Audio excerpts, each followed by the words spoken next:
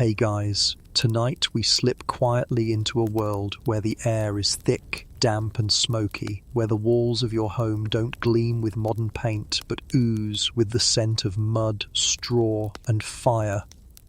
Imagine stepping into a low wooden hut, its doorway so narrow you have to duck, and its interior so dim you can barely make out the silhouettes of the people inside.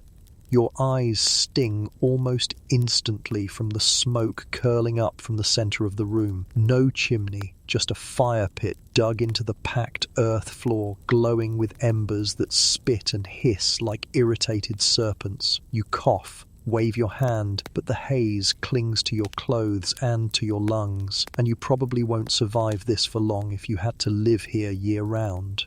So before you get comfortable, take a moment to like the video and subscribe, but only if you genuinely enjoy what I do here. And hey, drop your location and the local time down in the comments. It's always a strange comfort to know who else is nodding off across the world. Now, dim the lights, maybe turn on a fan for that soft background hum, and let's ease into tonight's journey together. The hut swallows you in shadow.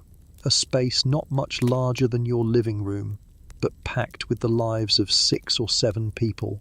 The walls are rough wattle and daub, a skeleton of woven sticks plastered with a mix of clay, mud and, yes, animal dung.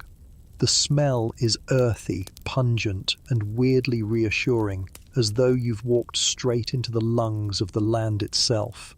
Every surface is alive with smoke stains. Blackened beams crisscross above, dripping faint tar when the weather turns hot. You shuffle toward the fire pit, careful not to trip on the uneven floor, and squat near the glowing coals. The family greets you with nods. Words are sparse because breath is precious here. You hear coughing in the corner, a child's hacking cough that never quite fades. Historians still argue whether medieval peasants truly knew how bad the smoke was, but it's clear enough when you see their red eyes and raw throats. Archaeologists examining the bones of villagers have found lung damage in adults who never once saw a cigarette in their lives. Survival, it seems, came at the cost of slow suffocation. You notice the hut is multifunctional. A kitchen, bedroom, and sometimes even barn rolled into one. Chickens scratch at your boots. A goat shifts in the shadows, tied loosely to a post. Food, people, and animals all breathing the same smoky air. Think of it as the original open-plan living, except it's open to disease, fleas, and smells you'd rather forget. Still, this setup had one major survival perk: warmth. On freezing nights, the body heat of animals helped keep you alive. Forget central heating, your best blanket was a goat. Your gaze moves upward, no chimney. Instead, there's a smoke hole in the roof, sometimes stuffed with straw or cloth during rain, which means smoke backs up and curls downward like a lazy ghost. You sit there, blinking through it, and realize how difficult daily life must have been. Even a simple chore like cooking meant tears streaming down your face and lungs filling with soot. Yet somehow, families persisted, raising children, telling stories, and finding moments of laughter inside these choking walls. To distract yourself from the sting, you let your eyes wander to the hearth itself. Pots hang precariously from iron tripods, blackened and battered from years of use. A stew simmers gently, sending up steam that mingles with the smoke. The aroma of onions, root vegetables, and perhaps a stringy rabbit or pigeon makes your stomach growl. You think about how food was survival's backbone, simple, heavy, and cooked in the same pot day after day. Someone stirs it with a long wooden spoon, their hands cracked and soot-stained. In the corner, a straw mattress lies flattened, alive with more than just straw. Fleas hop like mischievous sparks. You scratch your ankle reflexively. The family doesn't seem to notice anymore. Their bodies are so used to it that it's just background noise, like traffic to you. But here, the traffic bites. You shift, feeling your clothes absorb the smoky tang. Outside, daylight filters faintly through a small shuttered opening. No glass windows, just wooden slats. The hut's interior is a dim stage where every gesture, every cough, every flicker of fire becomes magnified. The medieval household wasn't private, it was communal, loud and intimately shared. Every secret, every fight, every sigh echoed inside these clay walls. Privacy was a luxury no one had. You run your fingers along the rough table. Oak, heavy, uneven. On it lies a crust of black bread so hard it could dent a helmet. The family breaks off chunks with effort, dipping them into the stew to soften them. Teeth were tools of survival. If they cracked, you suffered. And they often cracked. One villager chuckles, showing a gap where two teeth should be, and you smile back awkwardly, wondering if the stew is enough to keep everyone alive through winter. Outside, rain begins to fall, and the roof answers with a slow drip. You watch as someone places an earthen pot beneath the leak, muttering about patching it later with more straw and mud. The sound of rain against the thatch is soothing, like nature's lullaby, even as water creeps across the floor. You realize this dampness is constant, mold blooms freely, and lungs take the punishment. But somehow you also sense the comfort of familiarity. For them, this wasn't misery, it was life. Your eyes drift back to the fire pit. Sparks crackle, leap, and vanish. The glow draws everyone close, like moths to the only light in a dark world. Children press against their mother's side, their faces illuminated with fleeting warmth. A father pokes the embers, careful not to let them die. The fire isn't just heat, it's survival, cooking, protection, and symbol. Without it, there's only darkness and hunger. And here's your first quirky tidbit of the night. In some huts, smoke was deliberately left to linger because it helped preserve meat hung from the rafters. So the same haze that burned your lungs also meant your food didn't rot. Imagine explaining to a medieval peasant that someday people would buy electric smokehouses as luxury appliances. They'd probably laugh in your face, then hand you a slab of jerky and say, "See, we invented that first." As the evening grows late, you curl up on a stool, squinting through the haze. Outside, wolves howl faintly across the fields, but here inside, the smoke is both prison and shield. It repels insects, preserves meat, and even keeps some predators at bay. Yet it also cuts your lifespan short. Survival was always a balance, one necessity battling another danger. The child in the corner coughs again, and the mother rubs his back gently, humming a low lullaby. Her voice mixes with the crackle of fire, the drip of rain, and the shuffle of goats. You feel yourself lulled, despite the discomfort, into a rhythm older than memory. The hut is harsh, but it is also womb-like, cradling its family in warmth, darkness, and smoke. And as your eyelids droop, you realize, in this suffocating little hut, medieval survival wasn't glamorous, wasn't heroic. It was simply persistence, one smoky breath after another. Your stomach growls, loud enough that the family in the smoky hut chuckles softly. Someone reaches to the table, grabs a round loaf and places it in your hands. You look down, expecting something soft, fluffy, maybe even warm. Instead, you're holding what feels like a brick disguised as food. The crust is dark, nearly black, pockmarked with cracks, and the weight makes your wrist ache. This, you realize, is the legendary medieval rye bread, the staple that kept peasants alive for centuries. You try to break off a piece. Nothing happens. You press harder. Still nothing. Finally, you bring it to your teeth and, crunch, your jaw aches instantly. The loaf fights back like stone. You can almost hear your molars screaming in protest. And here's the bad news. This bread is your breakfast, your lunch, and probably your dinner too. The idea of croissants or fluffy white sandwich bread is centuries away.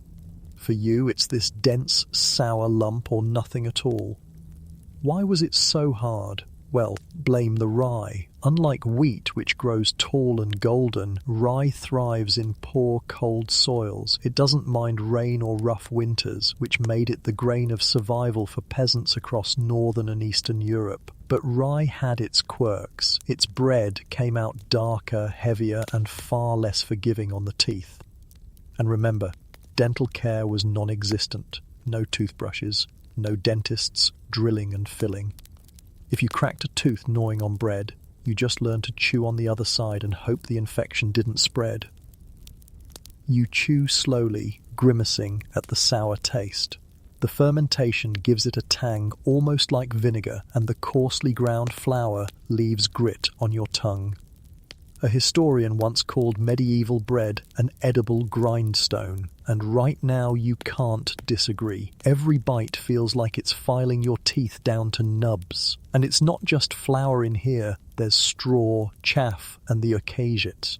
Onal pebble that slipped through the mill. Grinding grain on stone querns meant little flecks of rock ended up baked right into your daily meal. So when people lost teeth in their 30s, it wasn't just age, it was the bread acting like sandpaper. Still, bread was survival. Grain meant life. If you had a loaf, you lived another day. If you didn't, you begged or starved. In many villages, bread made up more than half of a person's daily calories. Imagine eating the same rough loaf day in and day out, year after year. Boring? Absolutely. But it filled your belly, and in a world of constant hunger, filling was the only metric that mattered. Across the table, the family tears chunks with calloused hands and dunks them into the eternal pot of stew. The bread soaks up broth, softening just enough to chew without losing a molar. You follow their lead, dipping your piece and watching it darken with grease. The taste improves instantly. Suddenly, it's less like gnawing on a roof tile and more like eating something almost pleasant. This, you realize, was the trick. Bread wasn't eaten alone. It was a spoon, a plate, and a filler all at once. Stew stretched thin, bread. Cheese gone sour, bread. Wine too sharp, bread. Without it, nothing made sense. Here's your quirky tidbit of the night. In many places, bread doubled as the tableware itself. Imagine thick, stale slabs called trenchers. Food was piled right on top, juices soaking into the crust. By the end of the meal, the trencher was soft and dripping. You either ate it yourself, if you were hungry enough, or tossed it to servants, beggars, or dogs. Disposable dishware, medieval style. Who needs Tupperware when your plate is edible? But bread wasn't always safe. Rye carried a dark secret, ergot, a fungus that thrived on damp grain. It created splotches of black among the seeds. Bake it into bread, and suddenly your whole village is hallucinating, convulsing, or even dying.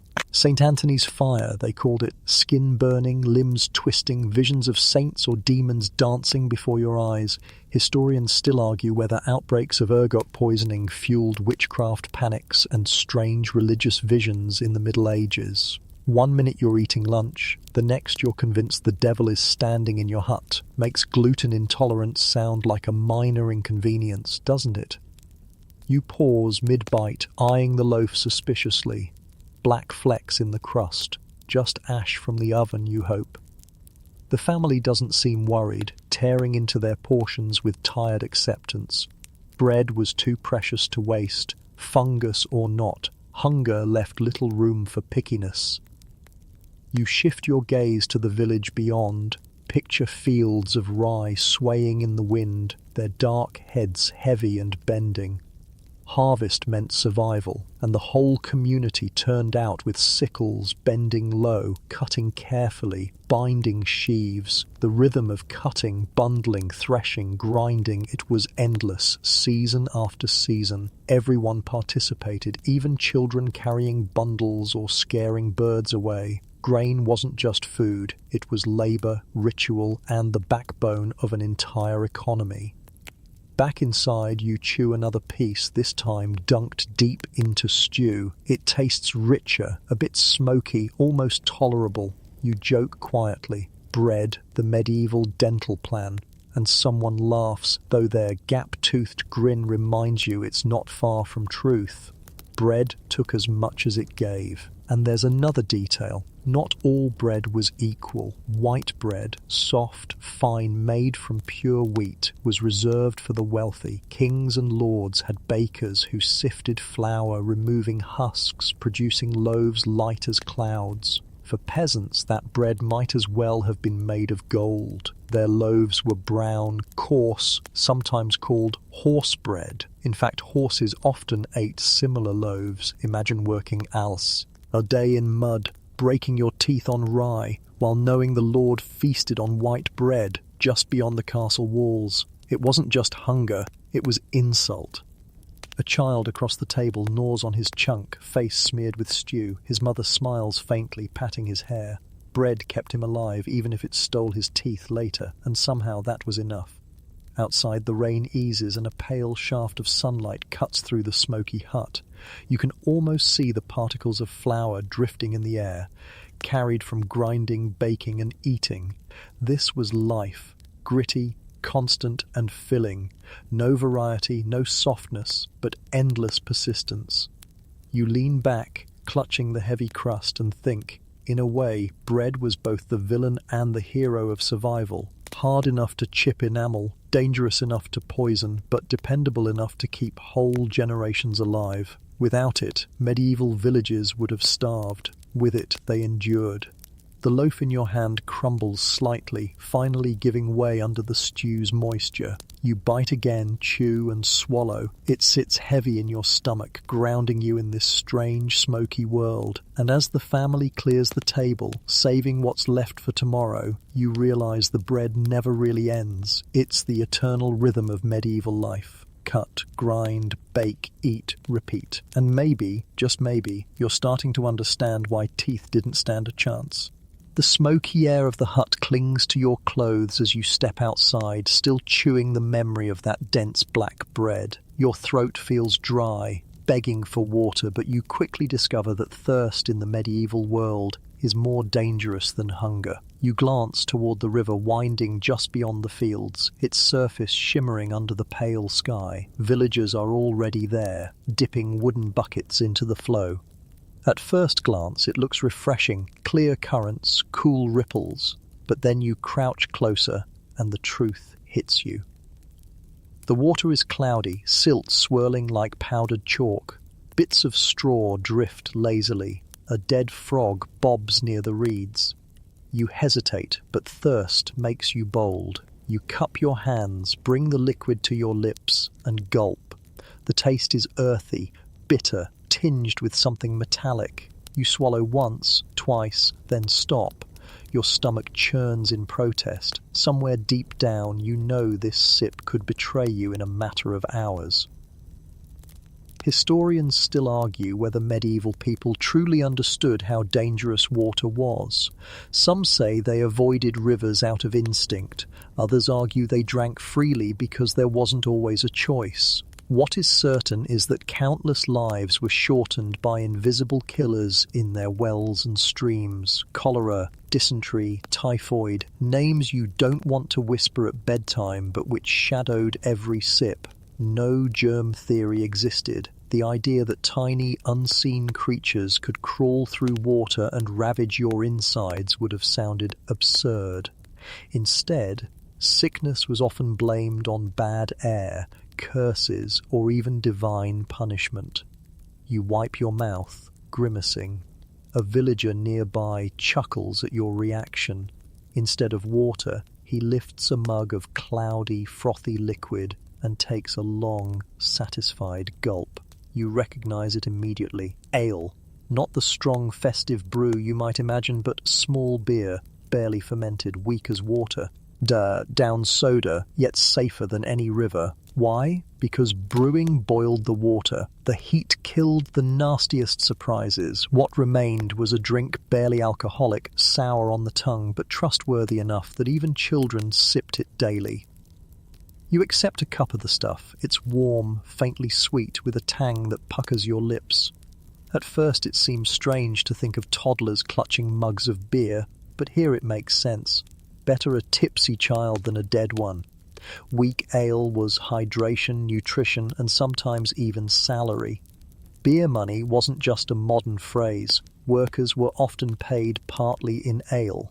Imagine ending a long day of mud, toil, and aching limbs, then receiving a ration of foamy safety in a mug.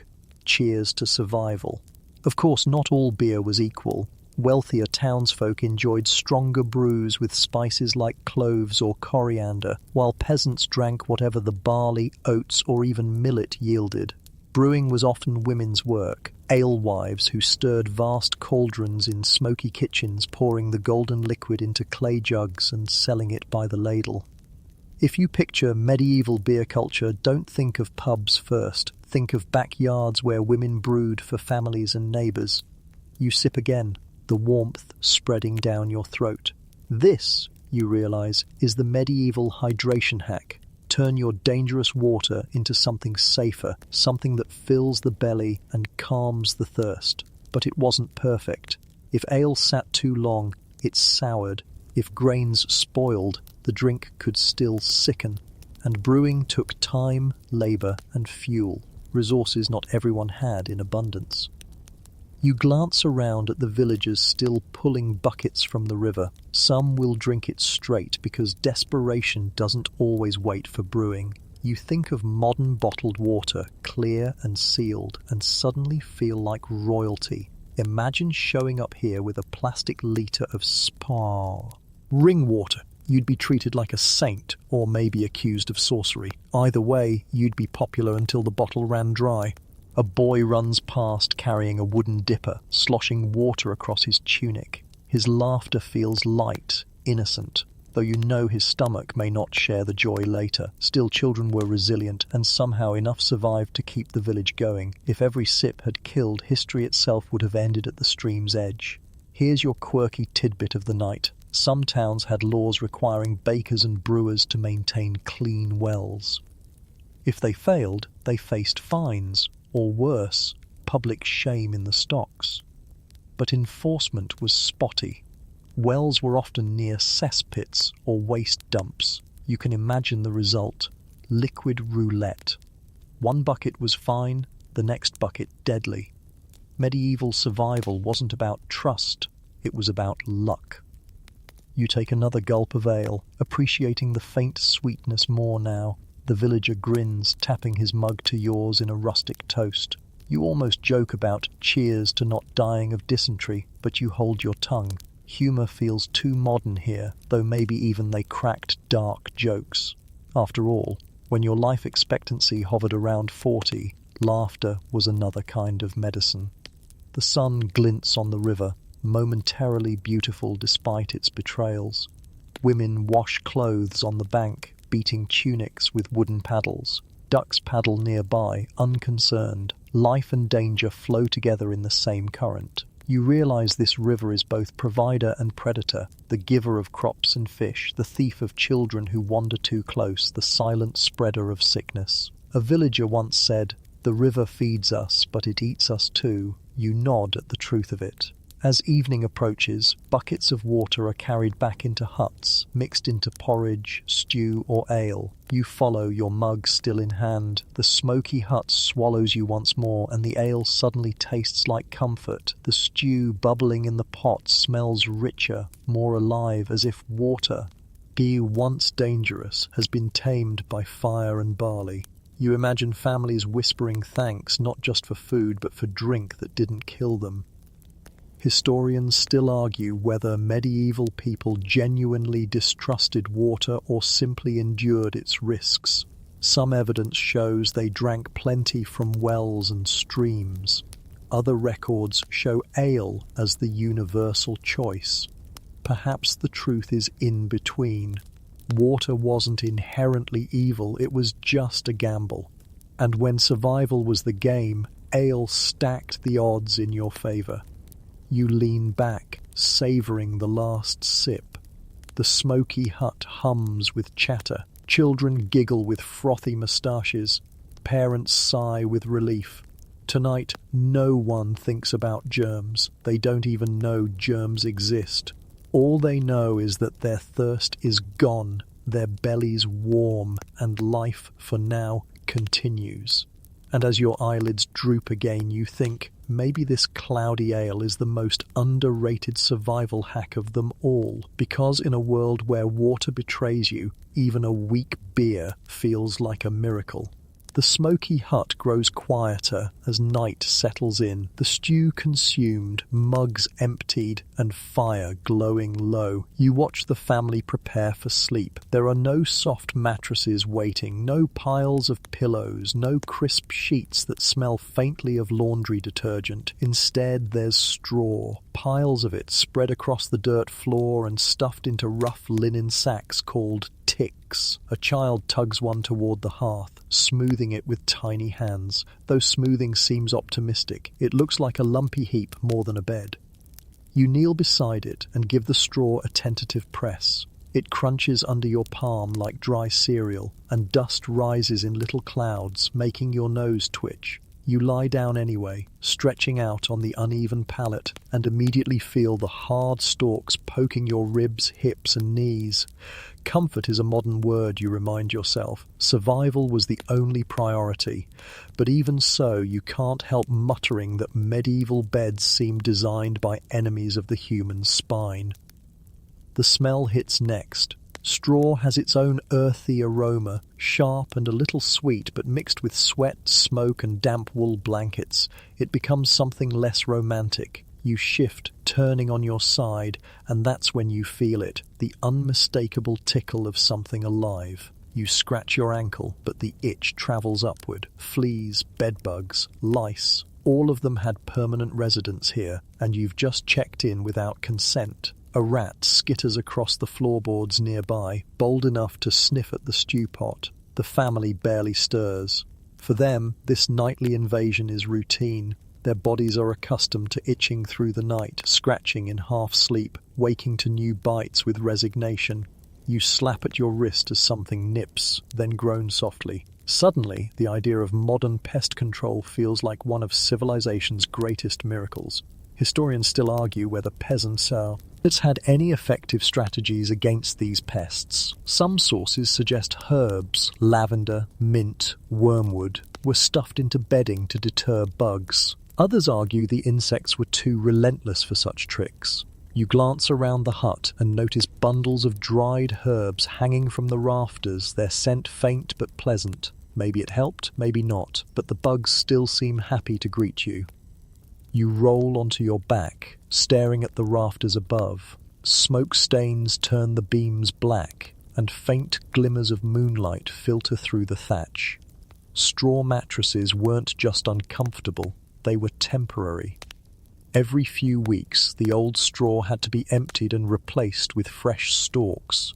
The discarded bedding, crawling with vermin, was often thrown straight onto the manure heap. Imagine the sigh of relief when new straw was laid down, only for the cycle to begin again. Your body wriggles restlessly. The straw shifts, crunches, pokes. You think of memory foam and adjustable mattresses, the promise of ergonomic bliss. Here you'd settle for, "doesn't stab me." You shift again, pull the rough wool blanket over your shoulders, and realize warmth is yet another battle. Straw insulates poorly, and the blanket smells faintly of lanolin and smoke. Still, it's better than nothing. You curl tighter, chasing whatever comfort you can scrape together. Here's your quirky tidbit of the night. Wealthy nobles sometimes slept on feather beds, softer and warmer than straw, but even those were not bug-free. Fleas didn't care if you were king or peasant. They cared that you were warm and full of blood. In fact, beds of the rich may have been more inviting, lined with luxurious fabrics and rarely changed. Survival, in this case, was a classless misery. You scratch again. The itching never stops. At first you fight it, but soon you realize scratching is as much a part of the rhythm of the night as breathing. The family around you does the same. Little rustling sounds, a cough, a laugh as one child swats at his brother for stealing space. This is bedtime, not silence, but the chorus of survival, scratching, sighing, coughing, snoring. You try to drift off, focusing on the fire's faint glow, but then comes the scuttling, tiny legs along your arm, a sudden bite at your wrist. You slap, too late. Your skin tingles. The fleas are relentless. No wonder plague spread so easily in this world. Carried by rats, transmitted by fleas, disease hopped from bed to body to family faster than whispers. You close your eyes, uneasy, and wonder how anyone managed to sleep through it. The answer, you realize, is exhaustion. After a day of tilling fields, hauling water, grinding grain, and tending animals, your body simply collapsed. Comfort didn't matter. Cleanliness didn't matter. The itch was another form of background noise, like rain on the roof or wind in the fields. You can't help smirking. This was the original ASMR, except instead of soothing whispers, you got the sound of your neighbor scratching furiously. At the far end of the hut, an old man adjusts his palate, muttering about bad straw. You catch fragments of his words, how the stalks are too coarse this year, how the damp ruined the harvest, how nothing is as good as when he was young. Complaints, timeless and familiar. You realize even in discomfort, people compared, debated, and reminisced. Historians still argue whether the phrase hit the hay came from this practice, but one thing's certain, you'd hit it hard and the hay hit back. The night stretches on. You shift again, drifting in and out of shallow sleep. Dreams blur with reality. Scratching, rustling, the creak of beams, the snore of a child. The straw cradles you poorly, but it cradles you nonetheless. You imagine thousands of huts across Europe, thousands of families lying in near-identical beds, breathing the same smoky air, itching the same bites, shared misery, shared survival. You laugh quietly at a modern thought, advertising. Imagine a medieval mattress shop, guaranteed fewer fleas than your neighbours, special harvest discount on rye straw. You chuckle, then stop as something nibbles your toe. The rat again. You curl up tighter, trying to protect yourself from both vermin and imagination. Yet somehow, amidst the scratching, coughing, and scuttling, peace creeps in. The fire crackles low, the wind hums through thatch, and the rhythm of life continues. The bugs may bite, but they don't stop the body from surrendering to fatigue. You finally feel your limbs growing heavy, your mind drifting. Maybe survival wasn't about eliminating discomfort. Maybe it was about accepting it, letting your body adapt and finding rest even on a bed of straw. And as sleep takes you, you realize in a world crawling with vermin, the miracle wasn't a perfect night's sleep. The miracle was waking up at all. Morning comes in the smoky hut with the sound of coughing, clattering buckets, and the rooster's crow. You stretch, your back sore from straw and your skin speckled with fresh flea bites. Outside, frost clings to the thatched roof, and your breath curls like pale ghosts in the cold air. But tonight, your journey carries you away from the peasant's hut and towards something more imposing, a castle, stone, towering, proud. Surely here, you think, life must be warmer, more comfortable, more secure. After all, if peasants scratch through straw, surely kings lounge in cozy chambers beside roaring fireplaces, right? You step through the castle gate and into the echoing halls, and the first sensation is not grandeur, it's cold. The stone walls radiate dampness, like walking straight into the inside of a mountain. Your breath fogs instantly. Even the flickering torches do little against the chill. You shiver, pulling your cloak tighter, realizing quickly that a castle isn't so much a home as a giant refrigerator. You wander deeper, passing servants bustling with trays and baskets. Their footsteps slap against bare stone floors, echoing in the emptiness. Tapestries hang on the walls, embroidered with hunts and battles, but they serve less as decoration and more as insulation. Without them, the draught would cut straight to your bones. You pause beside one, running your fingers along the thick wool. Still, the air seeps through, icy and relentless. The stone walls don't keep the warmth in, they bleed it out. At last you're ushered into the great hall. Long tables stretch across the chamber. A massive hearth roars at one end and smoke curls lazily upward. You shuffle closer to the fire, rubbing your hands, sighing with relief at the sudden burst of heat. This, you think, is better. But then you notice how the warmth never travels far. A few steps back, and the cold clamps on again. People cluster in tight groups near the hearth, shoulders hunched, cloaks wrapped, while the far end of the hall might as well be outdoors. Even kings and queens weren't spared. Their chambers were larger, their fires grander, their furs thicker, but the chill still crept in. Bedchambers were cavernous, designed to impress rather than comfort. High ceilings made warmth an impossible goal. A king lying in bed beneath mountains of fur would still wake to see his breath floating above him. Nobility had a tendency to stoke fires through the night, yet draughts whistled through arrow slits and chimneys. Luxury didn't defeat the cold, it just made the battle slightly less miserable. You sit at one of the benches, watching servants bring food, trenchers piled with bread, steaming bowls of stew, pitchers of ale. Everyone eats quickly, pulling cloaks tighter, speaking through chattering teeth. You notice the smoke drifting not up the chimney, but sideways, hanging in the air, coating the rafters in soot. Castles may have had chimneys, but draughts often sent smoke billowing back into the room.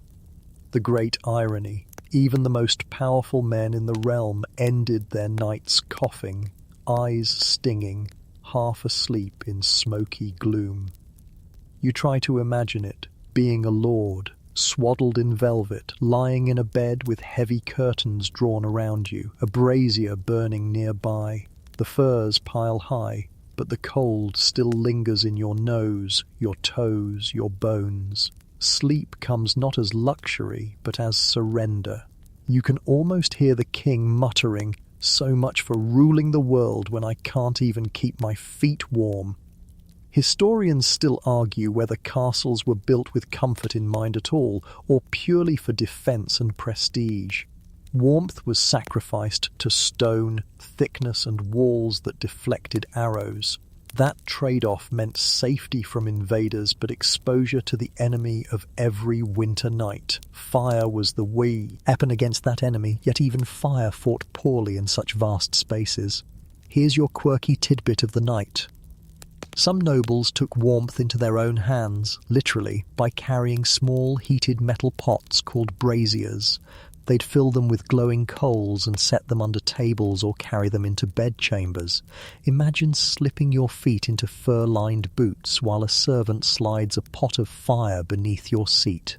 Cozy, yes, but also risky. More than one noble woke up to find their bed curtains ablaze. Survival meant walking a tightrope between freezing to death and burning alive in your own luxury. You rise from the bench and follow a servant up a spiralling staircase to the upper chambers. The higher you climb, the colder it grows. Wind moans through cracks and the torches sputter in the draughts. At last, you reach a bedchamber. The bed is massive, carved wood posts draped with embroidered curtains, a mountain of blankets piled high. You step inside, feeling the cold grip your skin, and realize the curtains served as survival tools, trapping whatever warmth the sleeper's body could generate. Without them, even a king would freeze. You sit gingerly on the edge of the bed. The mattress is straw stuffed into a linen sack, much like the peasants', just thicker, with softer cloth. The furs are heavy, animal pelts stitched together, smelling faintly of musk. You pull them around your shoulders, and at last warmth spreads, cocoon-like. You imagine a noblewoman beside you, face powdered, fingers jeweled, snoring softly beneath layers. Glamour fades when even royalty sleeps in the same prickly straw that peasants endure. Your mind wanders to modern castles, cleaned, heated, lit with electricity. Tourists stroll through admiring the grandeur, oblivious to the misery once trapped within those walls. You smile faintly, picturing a modern visitor setting up an air mattress in the corner of this drafty chamber. They'd last one night before fleeing to the nearest heated inn. Downstairs, laughter and clinking mugs echo faintly upward. A feast continues, though guests huddle close to the fire, their breath puffing like smoke. Somewhere in the rafters, owls hoot and icy wind whistles through arrow slits. The castle feels alive, breathing, groaning, sighing, but its breath is cold and its comfort is thin. You draw the furs tighter, close your eyes, and try to imagine sleep. Your body warms slowly, though your nose remains cold. The fire in the brazier flickers, casting shadows that dance like spirits. You drift, half in this world, half in dreams, realizing that castles, symbols of power, pride, and permanence, were never safe havens of luxury. They were survival fortresses, beautiful prisons of stone where even kings shivered like peasants. And as you finally surrender to the chill, you murmur to yourself, in the Middle Ages, everyone battled the cold. The only difference was the thickness of their furs. The castle fades behind you, its cold stone and smoky halls swallowed by distance, and you find yourself again among ordinary villagers. The morning air smells of wood smoke and damp earth, and you're drawn toward the heart of their daily survival, the hearth. Step inside another hut, and your eyes immediately settle on the enormous pot hanging above the fire, its blackened sides glossy from years of smoke and grease. It's bubbling softly, the lid rattling with each sigh of steam. This is the medieval eternal stew, a dish that never truly begins and never truly ends. You pick up a long wooden spoon, give it a stir, and feel lumps rising from the depths, chunks of carrot, turnip, grains of barley, perhaps a bone with scraps of meat still clinging.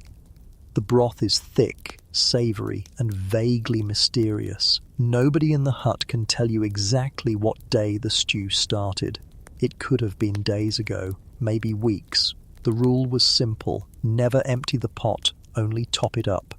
You peer deeper. The surface glistens with a thin sheen of fat, while beneath the flavours of yesterday and last week linger. Whatever leftovers exist, bread crusts, scraps of salted pork, a pigeon caught in the field, get tossed in. Imagine a soup where each spoonful carries centuries of ancestry, though some lumps look less appetizing than others. You fish one out, squinting. Is it a root vegetable or part of last week's rabbit? Better not to ask. The family assures you this is nourishment, and they're right. The eternal stew kept hunger away, stretching ingredients far beyond their natural lifespan. Fire simmered it constantly, keeping it hot enough to discourage spoilage. Each meal simply joined a larger cycle of survival, where nothing went to waste. A stale crust became thickener, a bone added depth, a stray herb offered fragrance. You lift the spoon to your lips and sip cautiously. The taste is complicated, salty, smoky, hearty, with a tang of sourness that doesn't quite belong. You swallow anyway, and warmth spreads through your chest. Your body relaxes in spite of itself. Suddenly, the stew makes sense. It isn't about taste, it's about life. One bowl fuels you for hours of labour in the fields. One pot sustains a family through winter. Historians still argue whether the perpetual stew was common everywhere or more of a peasant improvisation in hard times. Some records describe noble kitchens where cauldrons also never cooled, fed by an endless stream of game, poultry and spices. In those halls the stew was less mystery, more luxury, venison one day, goose the next. But for the poor, survival meant roots, grains and bones boiled until flavour clung to the water out of pity. Here's your quirky tidbit of the night. In some villages, the stew pot doubled as an alarm system. Since the pot was never empty, its weight never dropped. If someone tried to steal it or tip it over, the noise would wake the whole household. Imagine being caught red-handed, not for stealing treasure, but for running off with last week's turnip soup. You ladle another scoop, fishing out a barley grain that sticks to your lip. The texture is rough, chewy, nothing like the creamy soups you know today. And yet, sitting here with smoke rising and villagers laughing softly around you, it feels oddly satisfying. Hunger erases preferences. Food is food. Stew is survival. But stew had its dangers too. If the fire died or the pot wasn't hot enough, bacteria thrived. People could sicken without knowing why, blaming curses or bad luck when, in truth, their eternal stew had turned against them. Without refrigeration, the cauldron balanced on a knife's edge between nourishment and poison. You glance again into its depths, half wondering which side today's bowl falls on. The family doesn't hesitate, though. They scoop steaming ladles into wooden bowls, passing them to children first. The little ones blow on the surface, slurp greedily and smear broth across their cheeks. Laughter ripples even with empty bellies. For them, stew isn't disappointment, it's tradition.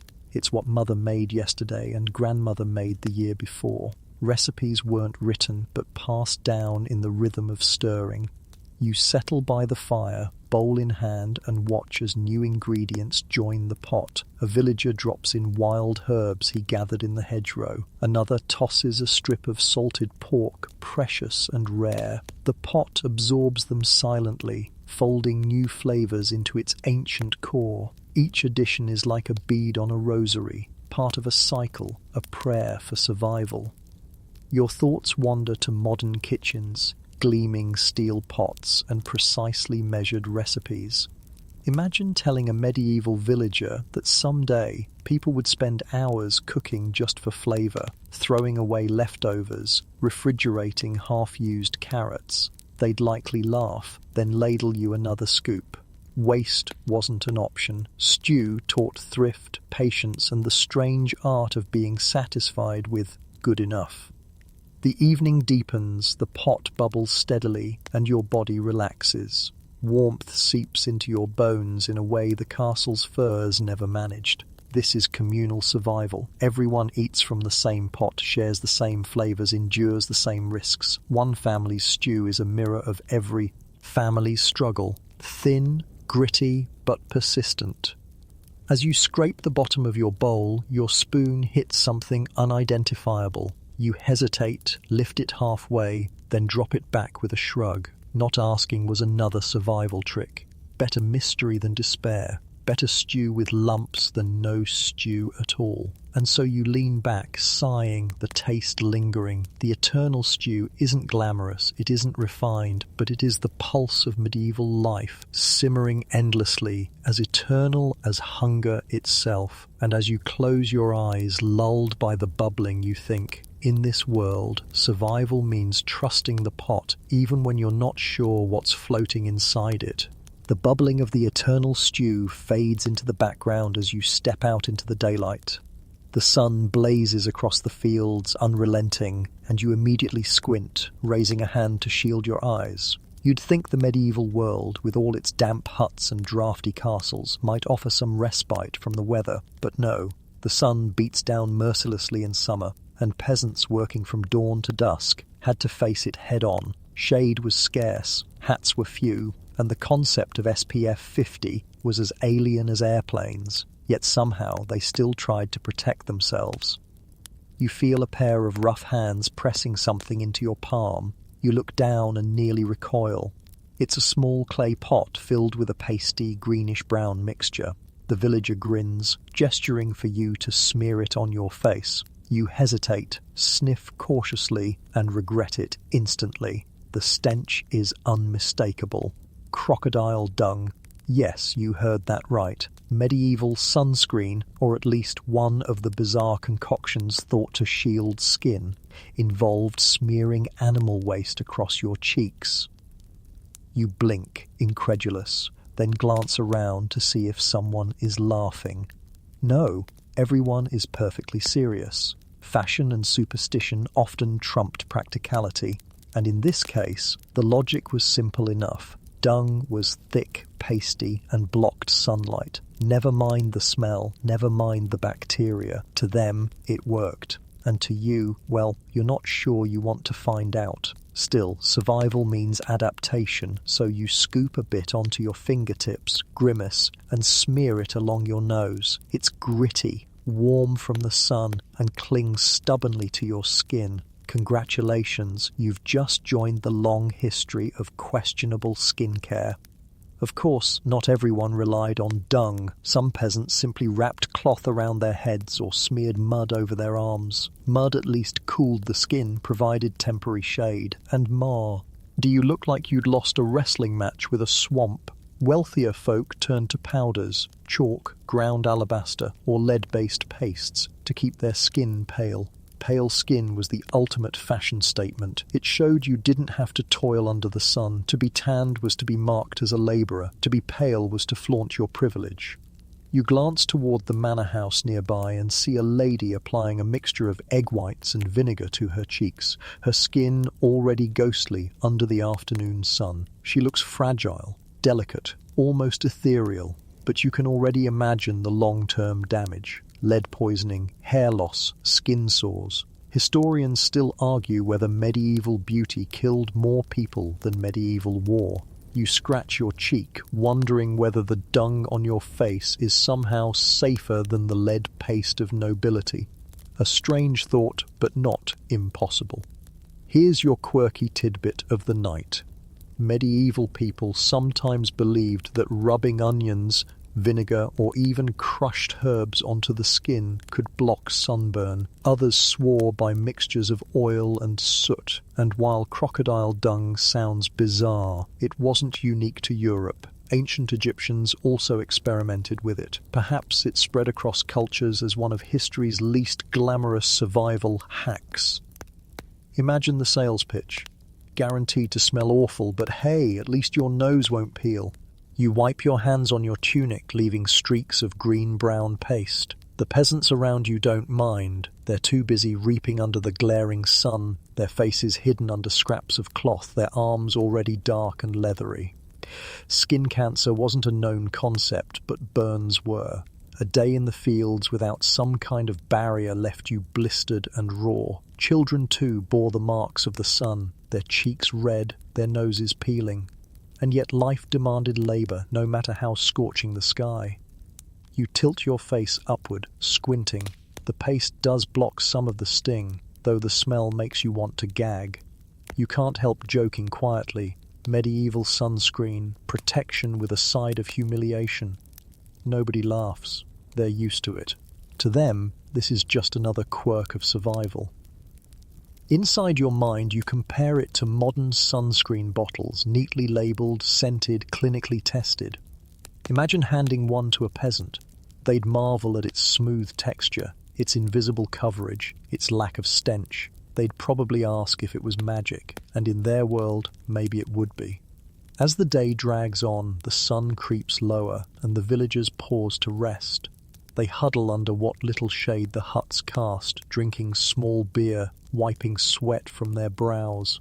The dung paste dries uncomfortably on your cheeks, cracking when you smile. Still, your skin feels less scorched than it might have. Survival doesn't always mean comfort. Sometimes it just means tolerating the intolerable. Historians still argue how widespread these concoctions truly were, whether peasants actually bothered or if they simply accepted sunburn as part of life.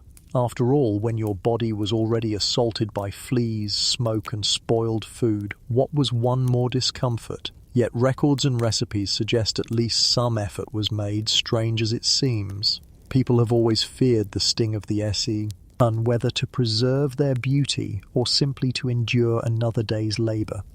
You stretch, yawning, the heat weighing heavily on your limbs. Around you, peasants laugh softly, children play in the dust, and the sun slips toward the horizon. The light softens, golden and gentle, and for the first time all day the air feels almost kind. You wipe the dried paste from your cheeks, grimacing at the flakes. It leaves your skin gritty, dry, and oddly warm, but you're not burned. Perhaps the dung did its job after all. And as night gathers, you reflect. Survival sometimes meant doing things that felt absurd, disgusting, or even dangerous. You smeared dung on your skin, not because you enjoyed it, but because the alternative, pain, blistering, maybe infection, was worse. So you shrug, smile faintly, and whisper to yourself, in the medieval world, sunscreen didn't come in bottles, it came in buckets. The last smears of dried sunscreen flake from your cheeks as you step back into the rhythm of medieval life. The sun has slipped lower, casting long shadows across the fields, and your attention shifts downward to your feet. You've trudged barefoot on dirt paths long enough to know it hurts, but today a villager offers you something better, or at least something different. He pushes a pair of wooden shoes into your hands. Heavy, blocky, crudely carved, clogs. You slide your feet into them, and the first thing you notice is the weight. Each step feels like you're dragging bricks. The wood is unforgiving, stiff against your soles, and the edges rub raw against your ankles. You clomp forward, the shoes thudding like small hammers on the packed earth. Protection, yes. Comfort, no. The villager laughs at your grimace, but you know he feels the same. Medieval footwear wasn't designed for luxury. It was designed to keep mud, manure, and frostbite at bay. Barely. You glance around at others trudging the same path. Some wear clogs, some simple leather shoes laced around the ankle. Others go barefoot entirely. The poorest often had no shoes at all, their soles toughened into leather by years of walking through muck. But when shoes were worn, they were often little more than stiff leather uppers or wooden platforms. Socks? Rare, unless you count strips of cloth wrapped around toes for warmth. The idea of cushioned soles or arch support would have sounded like sorcery. You take another step, and pain blooms where the wood rubs. Within minutes you feel the telltale heat of blisters forming. You wince, muttering under your breath.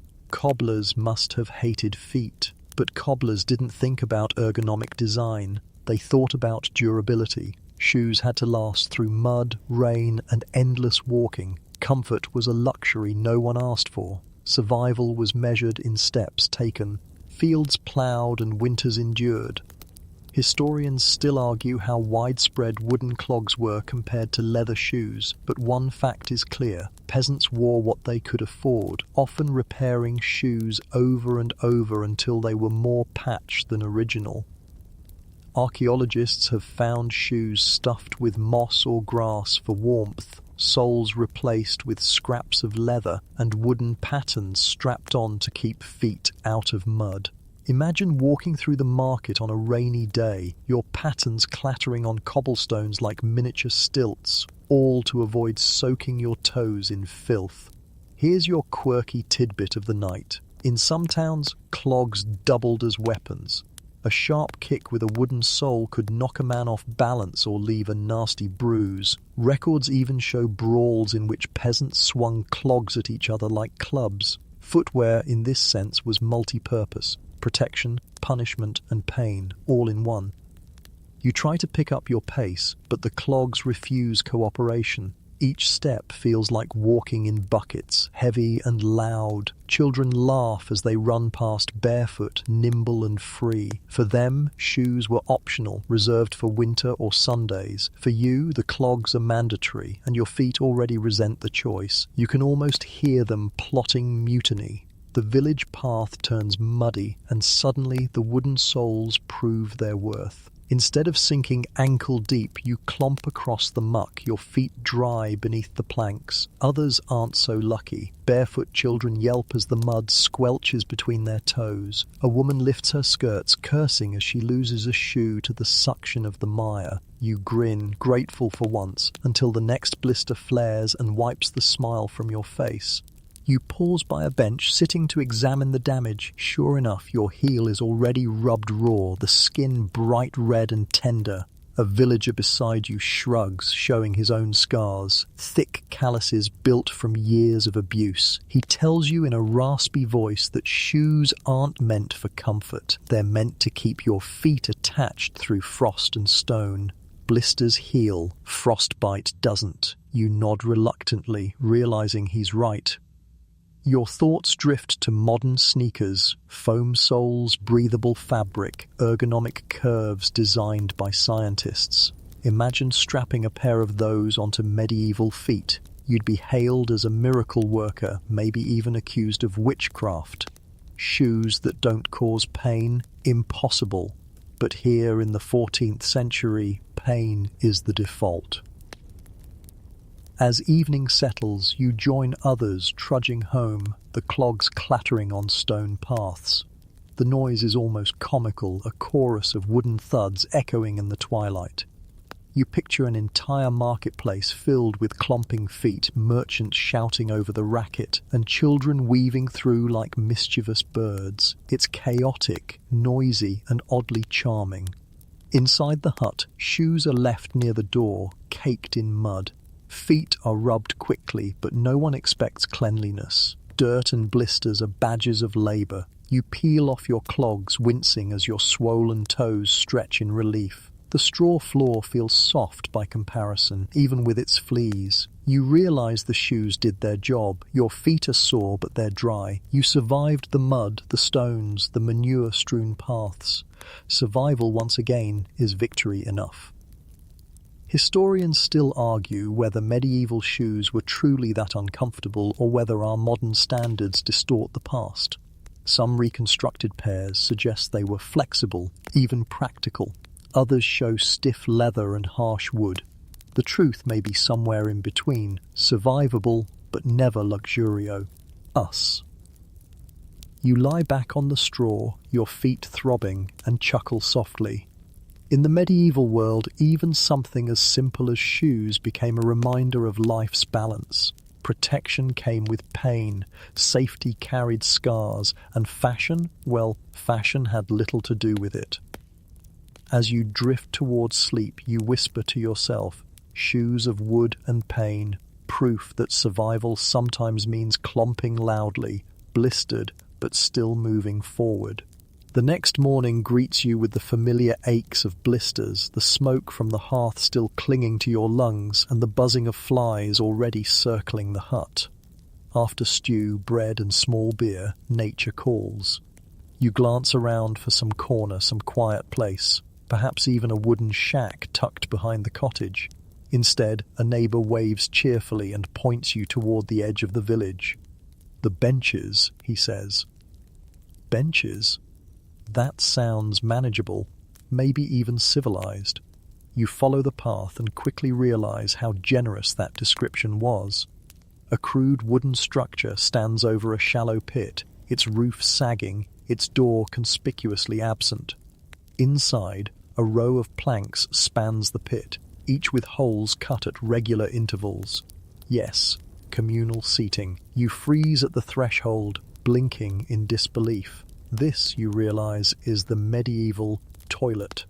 You step inside hesitantly.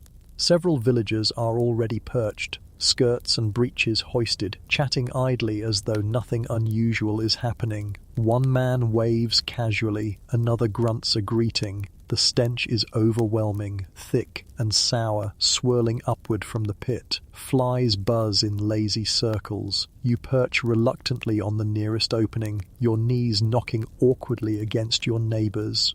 Privacy. Not here. Not ever.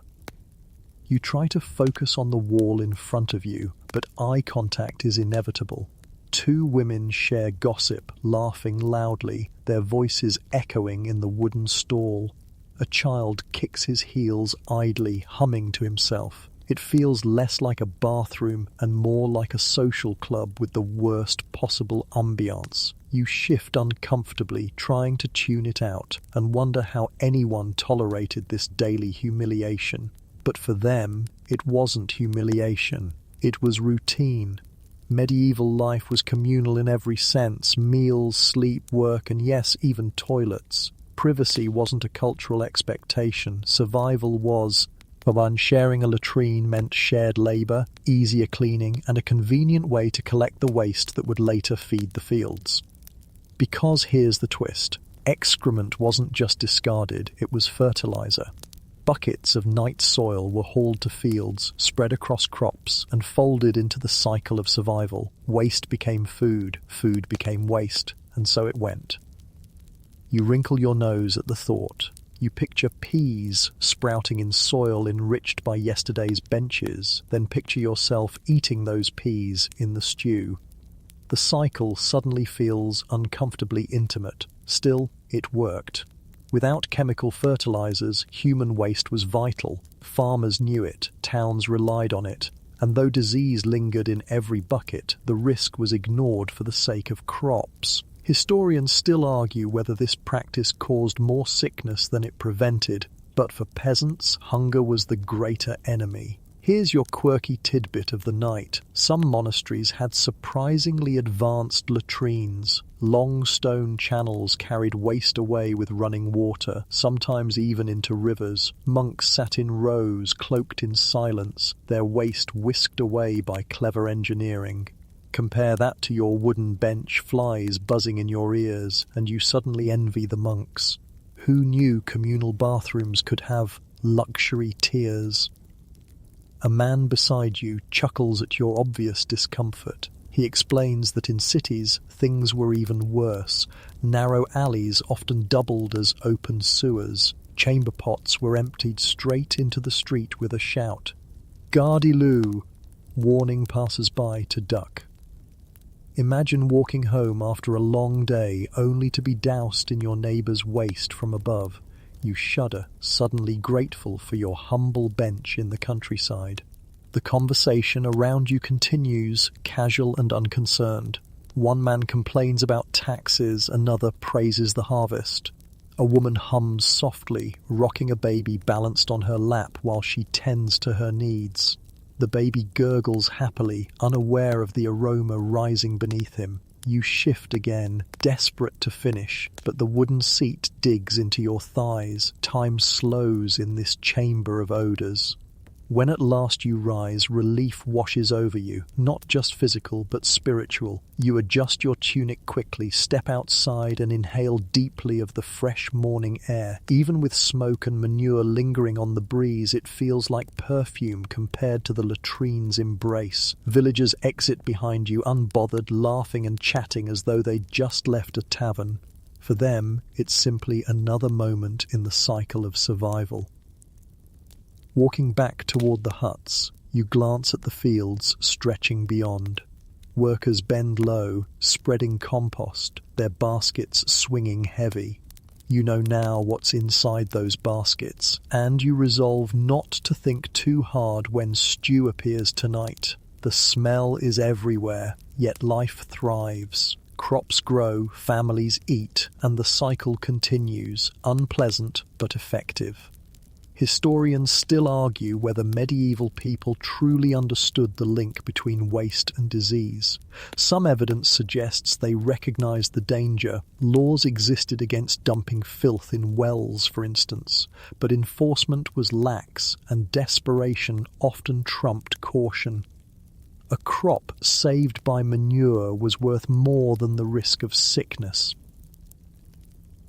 As evening falls, you sit by the fire once more, stew in your bowl, the memory of the latrine still vivid in your nose.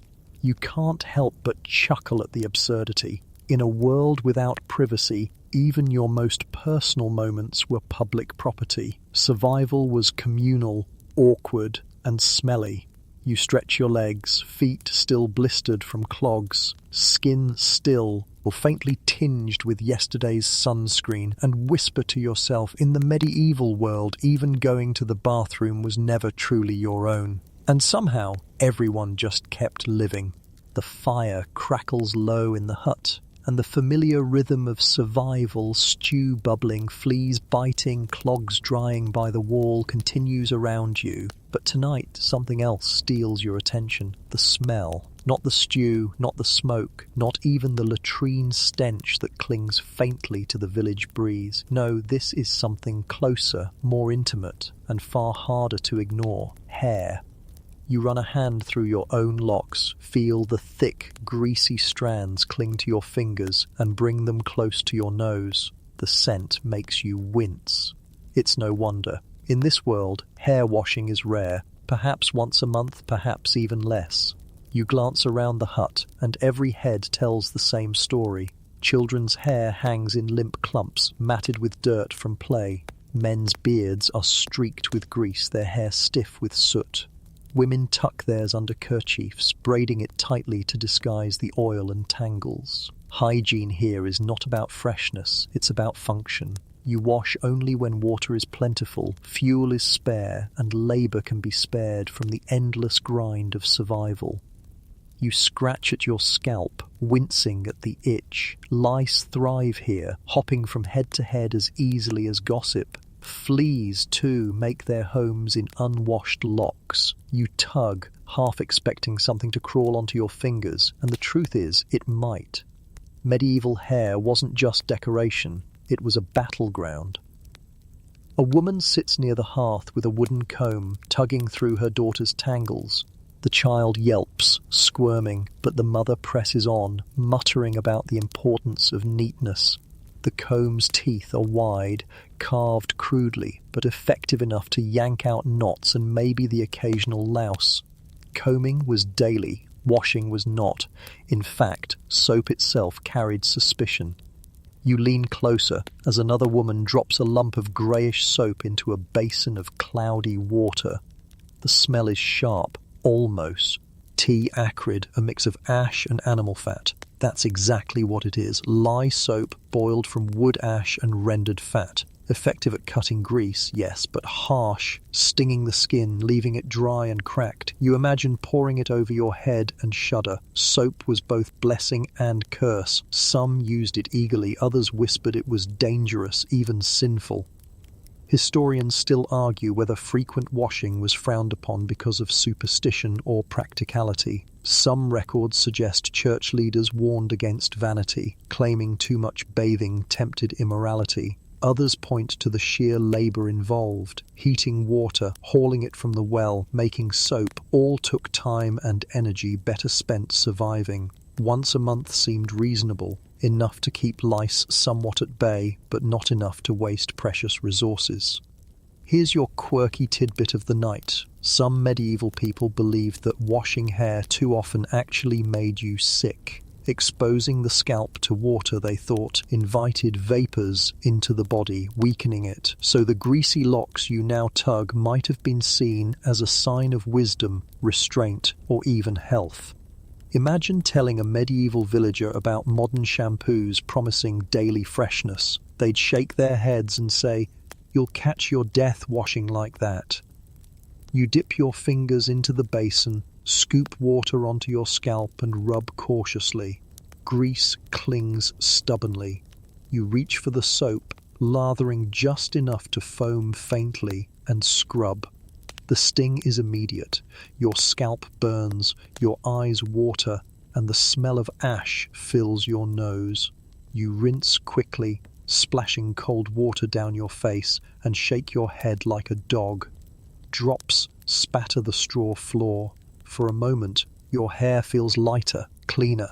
Then the chill sets in, and you realize why people hesitated. Wet hair in a cold hut can be dangerous. Drying takes hours. Pneumonia lurks in every draft. Survival meant balancing cleanliness against cold. Children laugh at your dripping hair, tugging at it playfully. One smears soot across his own head, joking that you're wasting precious grease. His mother scolds him, then smiles apologetically at you. For them, cleanliness is occasional, not constant. They braid, cover, and endure. Kerchiefs and hoods serve as both fashion and necessity, hiding hair that rarely sees water. You sit by the fire, comb in hand, tugging gently through the damp strands. The comb scrapes your scalp, lifting not just tangles, but tiny black specks, lice. You grimace, flicking them into the flames. They pop faintly, and you wonder if medieval people ever found satisfaction in that sound. Outside, the air is cooler, fresher, and you step into it, hoping the breeze will dry your hair. The village smells of smoke and manure, yet it's a relief after the pungency of unwashed locks. You imagine walking into a medieval church, the air thick with incense and dozens of unwashed bodies pressed together. No wonder incense was burned so liberally. It masked the hair, the sweat, the breath of hundreds. A man approaches, his hair matted beneath a hood, his beard streaked with oil. He grins, teeth crooked, and boasts that he hasn't washed in 2 months. To him, it's endurance, proof of strength. To you, it's a nightmare. Still, you nod politely, realizing this is another cultural divide. What you call dirty, he calls normal. What you call fragrant, he might call suspiciously artificial. You think of modern shampoos, rows of bottles promising silkiness, volume, shine. Imagine handing one to this man. He'd sniff it, grimace, and likely accuse you of sorcery. Perfumed hair would be unnatural, maybe even unholy. Cleanliness carried connotations of pride, and pride was dangerous. Better to be greasy and humble than fragrant and vain. Night falls, and you settle near the hearth again, your hair half dry, scalp still tingling from the soap. The family combs each other's locks, laughing at tangles, wincing at lice bites. It's oddly intimate, communal care wrapped in discomfort. You realize hair wasn't just hygiene, it was bonding. Mothers combed daughters, wives combed husbands, friends picked lice from each other's heads. A grotesque ritual, yes, but also one of survival and affection. Historians still argue whether medieval people really were as filthy as stereotypes suggest. Some point to bathhouses in cities where people gathered weekly to wash. Others note church decrees against bathing too often. The truth likely varied, some cleaner, some dirtier, but all living with standards that would shock the modern nose. You stretch, running fingers through your still damp hair. It feels lighter, though the fleas haven't given up. You chuckle softly, whispering to yourself, hair washed once a month, not a scandal, not a luxury, just another tick in the calendar of survival.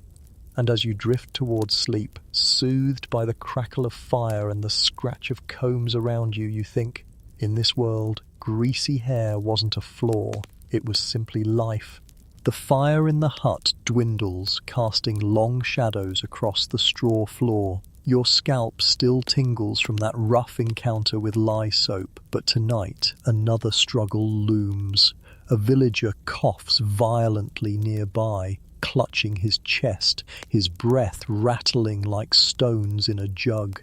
His wife wrings her hands, muttering that the local healer must be summoned. You watch nervously as a boy runs to fetch him. Within minutes, the door creaks open and the healer enters. A man draped in a dark cloak carrying a worn leather satchel. This, you realize, is medieval medicine, and you're about to learn what it means to be treated in a world where science hasn't yet caught up with superstition. The healer sets down his satchel, pulls out tools that glint faintly in the firelight, knives, small bowls, a bundle of herbs, and most unnervingly a jar of writhing leeches. You suppress a shiver. The family gathers, hopeful, while you fight the urge to bolt. You know what's coming, bloodletting, one of the most common cures of the medieval world. The healer explains in solemn tones that illness arises when the body's humours, blood, phlegm, yellow bile, black bile, fall out of balance. Too much blood, he insists, causes fever, cough, and weakness. The cure: remove some. He ties a strip of cloth tightly around the patient's arm, veins bulging beneath the skin, then presses a leech to the swelling flesh. It wriggles for a moment before latching on, mouth digging greedily, body swelling as it feeds. You wince, but the family leans closer, nodding with relief. This, to them, is healing. Blood flowing out means balance returning. You glance at the patient's pale face and wonder whether the cure is worse than the disease. Historians still argue whether bloodletting ever provided real benefit. Some suggest it occasionally lowered blood pressure or reduced infection. Others claim it weakened patients further. But for centuries it was the most trusted method of medicine. You press a hand to your own wrist, imagining the cold, slimy weight of a leech there.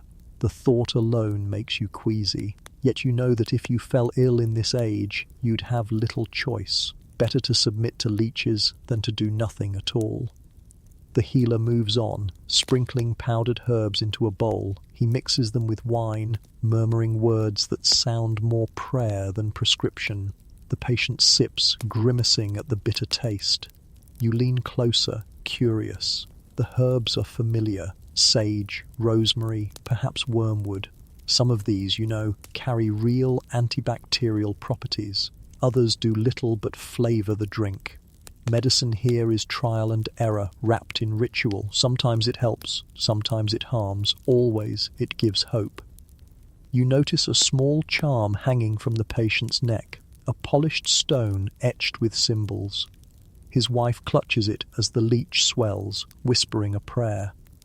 Amulets and charms were common, believed to ward off sickness or evil spirits. If medicine failed, perhaps magic would succeed. In a world where death lurked at every turn, you held on to anything that promised protection.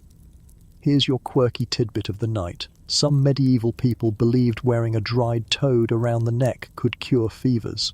Others swore by carrying powdered unicorn horn, usually just ground animal bone sold by clever merchants. The line between medicine and superstition blurred constantly, each reinforcing the other. You imagine a medieval apothecary as part pharmacy, part carnival stall, herbs beside charms, leeches beside prayer beads. The patient groans, the leech dropping off at last, its body swollen with dark blood. The healer places it back into the jar, where it writhes lazily, sated. He bandages the arm with a strip of linen, muttering that balance has been restored. The family sighs in relief, though the patient looks no stronger. You realize that medicine here is as much performance as treatment. The ritual itself convinces the sick that healing is underway, even if the illness persists. Historians still argue whether this reliance on leeches and charms was ignorance or simply the best option available. Without microscopes, without germ theory, how could anyone suspect invisible creatures caused disease? To them, imbalance of humours, wrath of God, or curses of neighbours explained the unexplainable, and so you trusted the man with the satchel because trusting him was better than despair.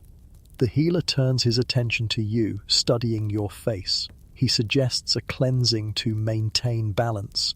Before you can protest, he reaches for another leech. You lie back reluctantly, sleeve rolled, heart racing. The creature touches your skin, cool and slimy. It squirms, then latches.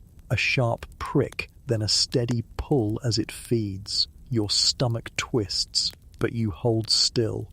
Minutes pass, the leech swelling, your skin tingling. When it finally drops off, the healer nods with satisfaction, declaring you restored. You sit up slowly, light-headed. The family smiles, as though you've just avoided disaster. Maybe you have, maybe you've only weakened yourself. But in this world, medicine isn't certainty, it's faith. Night deepens and the healer packs his tools, accepting bread and ale as payment. Coins are rare, services are bartered. The family thanks him profusely, their hope renewed. You watch him leave, the jar of leeches clinking softly, the herbs rattling in his satchel. He disappears into the night, an other wandering guardian of health, or at least of belief. You lie back on the straw, rubbing the bandage on your arm. The wound oozes faintly, but you feel strangely calm. Perhaps the ritual worked on you, too. The human mind, after all, craves healing, whether from science or superstition.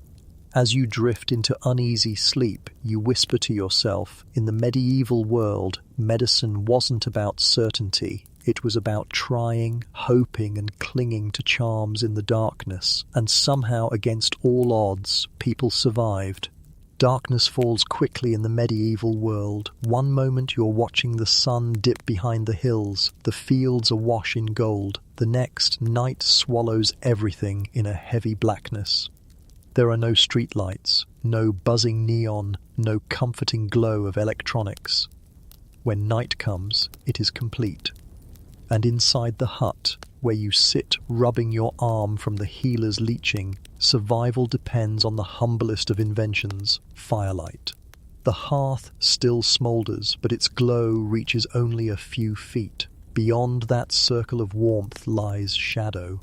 To stretch the light further, the family turns to candles and rushlights. You watch as the mother pulls a reed-like stalk from a basket. She splits it, stuffs it with grease and sets it alight.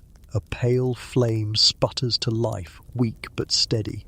This is a rushlight, a poor man's candle. It gives just enough glow to keep the darkness at bay, but not nearly enough to read, sew, or even see across the room clearly.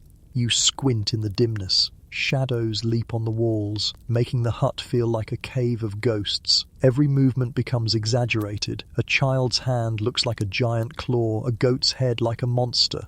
You stumble forward, trip over a stool and curse under your breath. Everyone laughs gently, used to such accidents. Living in low light was normal. Eyes strained, bodies adjusted, and people learned to accept that evening hours belonged more to rest than to work. Candles exist, yes, but they're expensive. Made of beeswax, they burn brighter and cleaner than rushlights, but beeswax is precious, reserved for churches and the wealthy. You've seen them in chapels, tall, glowing pillars filling the nave with golden warmth, smoke rising like prayer. Here, though, peasants rarely see beeswax. Instead, they make do with tallow candles, pale lumps of animal fat moulded around a wick. They sputter, smell faintly of rancid meat, and drip X onto everything. Still, they shine longer than rushlights. A man lights one now, the wick flaring before settling into a dull flame. The smell of cooked fat fills the air. You wrinkle your nose but lean closer, grateful for the added brightness. By this glow, children fumble with simple toys, their parents mend clothes, and you try to write with a bit of charcoal on a scrap of wood. The shadows lurch and sway, every movement casting strange illusions. In this light, imagination flourishes. Every shadow could be a spirit, every creak in the rafters a lurking thief. Historians still argue whether medieval people truly went to bed as soon as it was dark, or whether they extended their days with such lights. Evidence suggests both. Some retired early, others stayed awake, working, praying, or telling stories by candle. But the truth is obvious as you sit here squinting. The darkness dictated life. Activities slowed, mistakes multiplied, eyes grew weary. You feel your own vision blur, the flame's halo dancing on your retinas. Here's your quirky tidbit of the night. Some households economized so strictly that they measured candles by inches. A child sent to study might be told, "You may burn 3 inches tonight." The candle became a ruler of knowledge, literally controlling how long learning lasted. Imagine your homework limited not by your patience, but by the length of fat on a wick. You rise, carrying the rushlight toward the door, and step outside. The night is vast, silent, and overwhelming. Stars explode overhead in numbers you rarely see in the modern world. The Milky Way arches like spilled flour across the black. The moon throws silver over the fields, but beyond its glow, the land is invisible. You hear an owl, distant, and the rustle of something in the hedgerow. Out here, the rushlight looks pitiful. its flame swallowed by the immensity of night. You pull your cloak tighter, suddenly aware of how vulnerable darkness makes you. Returning inside, you nearly trip again, this time on a chicken. The bird squawks, feathers flying, and you laugh despite yourself. Living in half-light, you realize, must have meant constant stumbles. Bruises weren't just from labor, but from the furniture hiding in shadows. It's no wonder people left tools and shoes near the fire, lest they vanish into the gloom. You sit once more, rubbing your eyes. The family settles around you, telling stories. Shadows play across their faces, carving them into masks of light and dark. Children lean closer, eyes wide, their imaginations sparked by the dance of flame. This is entertainment, no books, no screens, just firelight and tales of saints, ghosts, or ancient battles. The smoky gloom becomes stage and storyteller, its imperfections feeding the drama. Your head droops, heavy from the dimness. The flicker lulls you, its rhythm almost hypnotic. And you understand now why so many went to bed early. Sight was too precious to squander. Straining eyes meant accidents, injuries, and headaches. Better to surrender to sleep and rise with the sun. Life followed the cycle of natural light, not the artificial extension of it. Historians still argue how much productivity was lost to darkness, but the evidence is clear. In the medieval world, night was not conquered, it was endured. See, candles and rushlights offered reprieve, but never victory. The shadows always won, reclaiming the world until dawn. You yawn, stretching your legs toward the hearth. The rushlight sputters lower, its flame licking greedily at the last of its grease. The tallow candle drips wax onto the table, hardening into strange, lumpy rivers. The hut grows darker by the minute, the corners swallowing shape and sound. And as you curl onto the straw once again, you whisper, candles, rushlights, and smoky gloom, proof that even light was a luxury in the medieval fight for survival. The flame dies at last, plunging you into black. The only sound is your own breathing, the faint scuttle of mice and the soft chorus of others already asleep. The last rushlight sputtered out, leaving the hut in absolute darkness. For a while the room was filled only with the sound of soft breathing, the occasional snore, and the restless scratching of flea-bitten arms. You sank into the straw, wrapped in a patchy wool blanket, and let the weight of exhaustion pull you under. But here, in the medieval night, sleep does not come in one long, uninterrupted stretch. Instead, you stir awake a few hours later, blinking into the blackness, startled to hear others moving as well. The family stirs with you, quietly shifting on their straw pallets. A woman rises to stoke the fire, her figure faintly illuminated by the embers. A man mutters prayers beneath his breath, his voice low and steady, words drifting like smoke. A child rolls over, sitting up to scratch before lying back down. Nobody seems surprised by this wakefulness. It's simply part of the rhythm of the night. This is first sleep ending, second sleep yet to begin. You rub your eyes, trying to adjust. Your body feels both heavy and restless. In this world, people rarely slept straight through. Instead, they followed a segmented pattern, fall asleep soon after dusk, wake around midnight for an hour or two, then return to slumber until dawn. Between sleeps, people prayed, tended to the fire, even visited neighbors.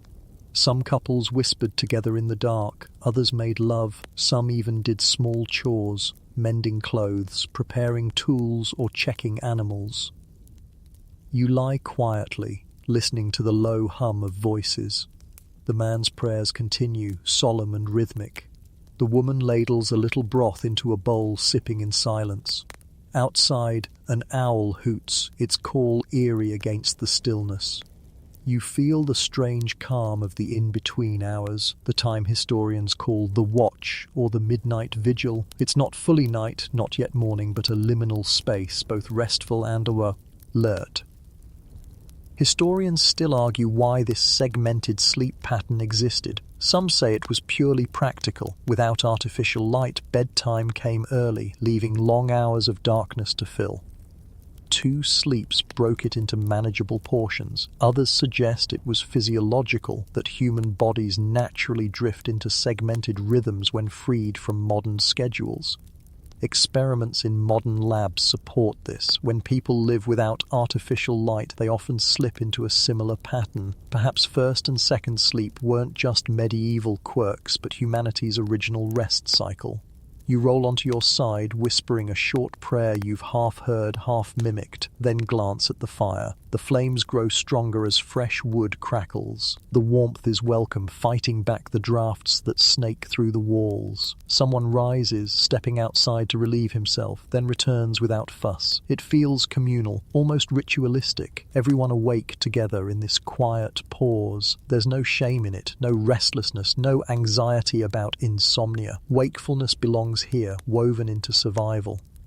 Here's your quirky tidbit of the night. Some medieval texts mention people using this midnight waking as time for reflection or even creativity. Poets, monks, and farmers alike described deep thoughts surfacing during these hours. It was considered a gift, a moment when the soul was especially receptive to prayer or insight. Instead of lying awake, anxious about not sleeping enough, they embraced it as natural. Imagine your doctor today prescribing, get up after your first sleep and mend something by candlelight. You'd laugh, but in this world it was medicine for the soul. You shift, rising slowly, wrapping the blanket tighter. The air bites at your nose, crisp and cold. You shuffle to the hearth, warming your hands. Another villager nods at you, offering a cup of weak ale, its warmth chasing away the chill. You sip quietly, the bitter tang grounding you. The moment feels timeless. 2 figures awake in the dead of night, sharing silence and survival. After a while, drowsiness returns, soft and irresistible. The prayers quiet. The fire settles into embers again, and the hut grows still. One by one, bodies sink back into straw. You follow, lying down, pulling the blanket to your chin. Sleep creeps over you once more, slower this time, heavier. This is second sleep, the deeper, more restorative half of the night. You drift off, feeling the world fold itself around you like another blanket. But even as you slip into dreams, you realize something. This rhythm isn't disorder, it's harmony. Waking at midnight doesn't feel wrong, it feels natural. The night has 2 halves, 2 breaths, and both belong to you. Historians still argue when and why this pattern faded. Many point to artificial light, candles, lamps, and eventually electricity, stretching the day and compressing the night.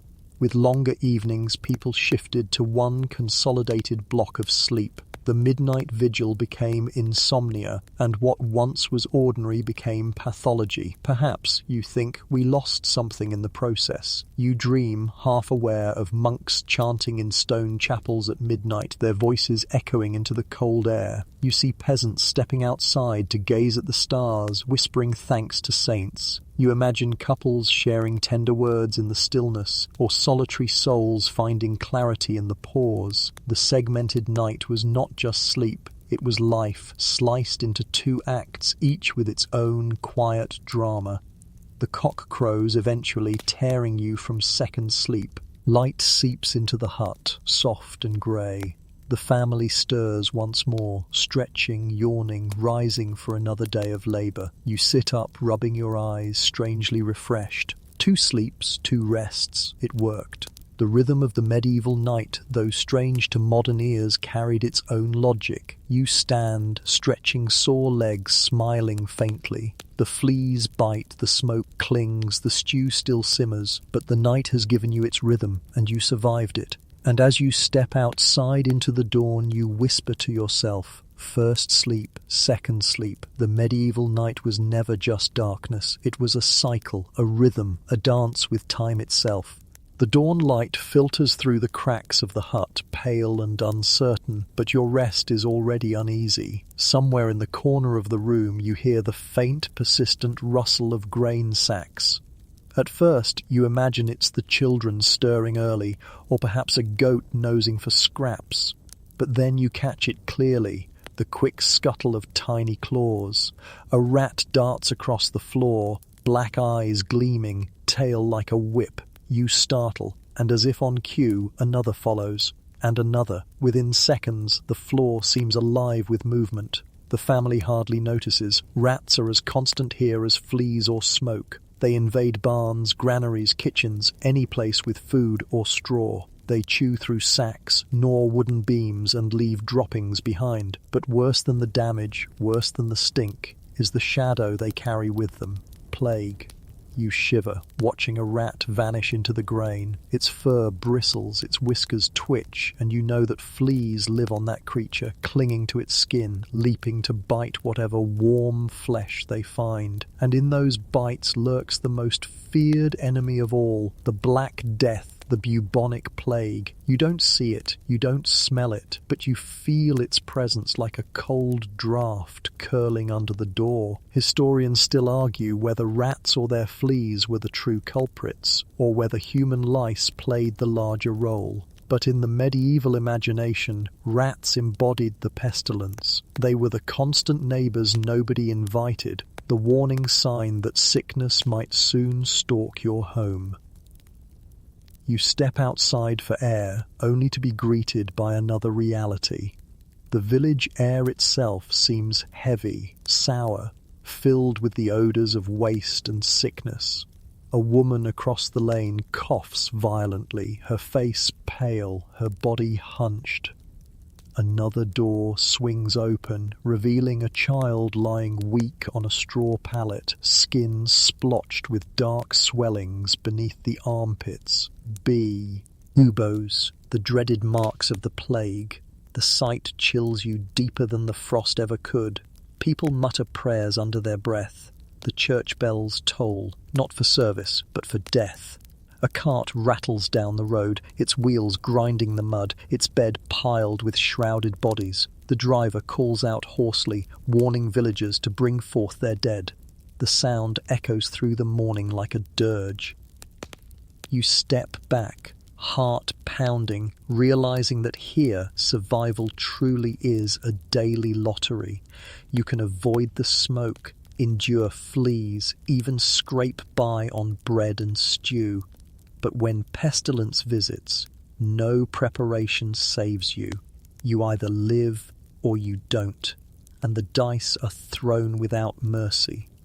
The family whispers that sickness spreads with the air itself, miasma, poisoned vapours drifting unseen. They hang herbs above the door, rosemary, sage, lavender, their scents sharp and hopeful. They press cloths to their faces, soaked in vinegar, believing it shields them from the foul breath of plague. You watch a man carry a charm, a tiny brass cross etched with symbols, clutching it so tightly his knuckles whiten. Faith becomes as important as food. Here's your quirky tidbit of the night. Some medieval physicians recommended carrying a bouquet of sweet-smelling herbs, posies, to ward off infection. This habit gave rise to the nursery rhyme centuries later, "Ring around the rosy, a pocket full of posies." What sounds like a children's song today once carried the memory of survival rituals during plague years.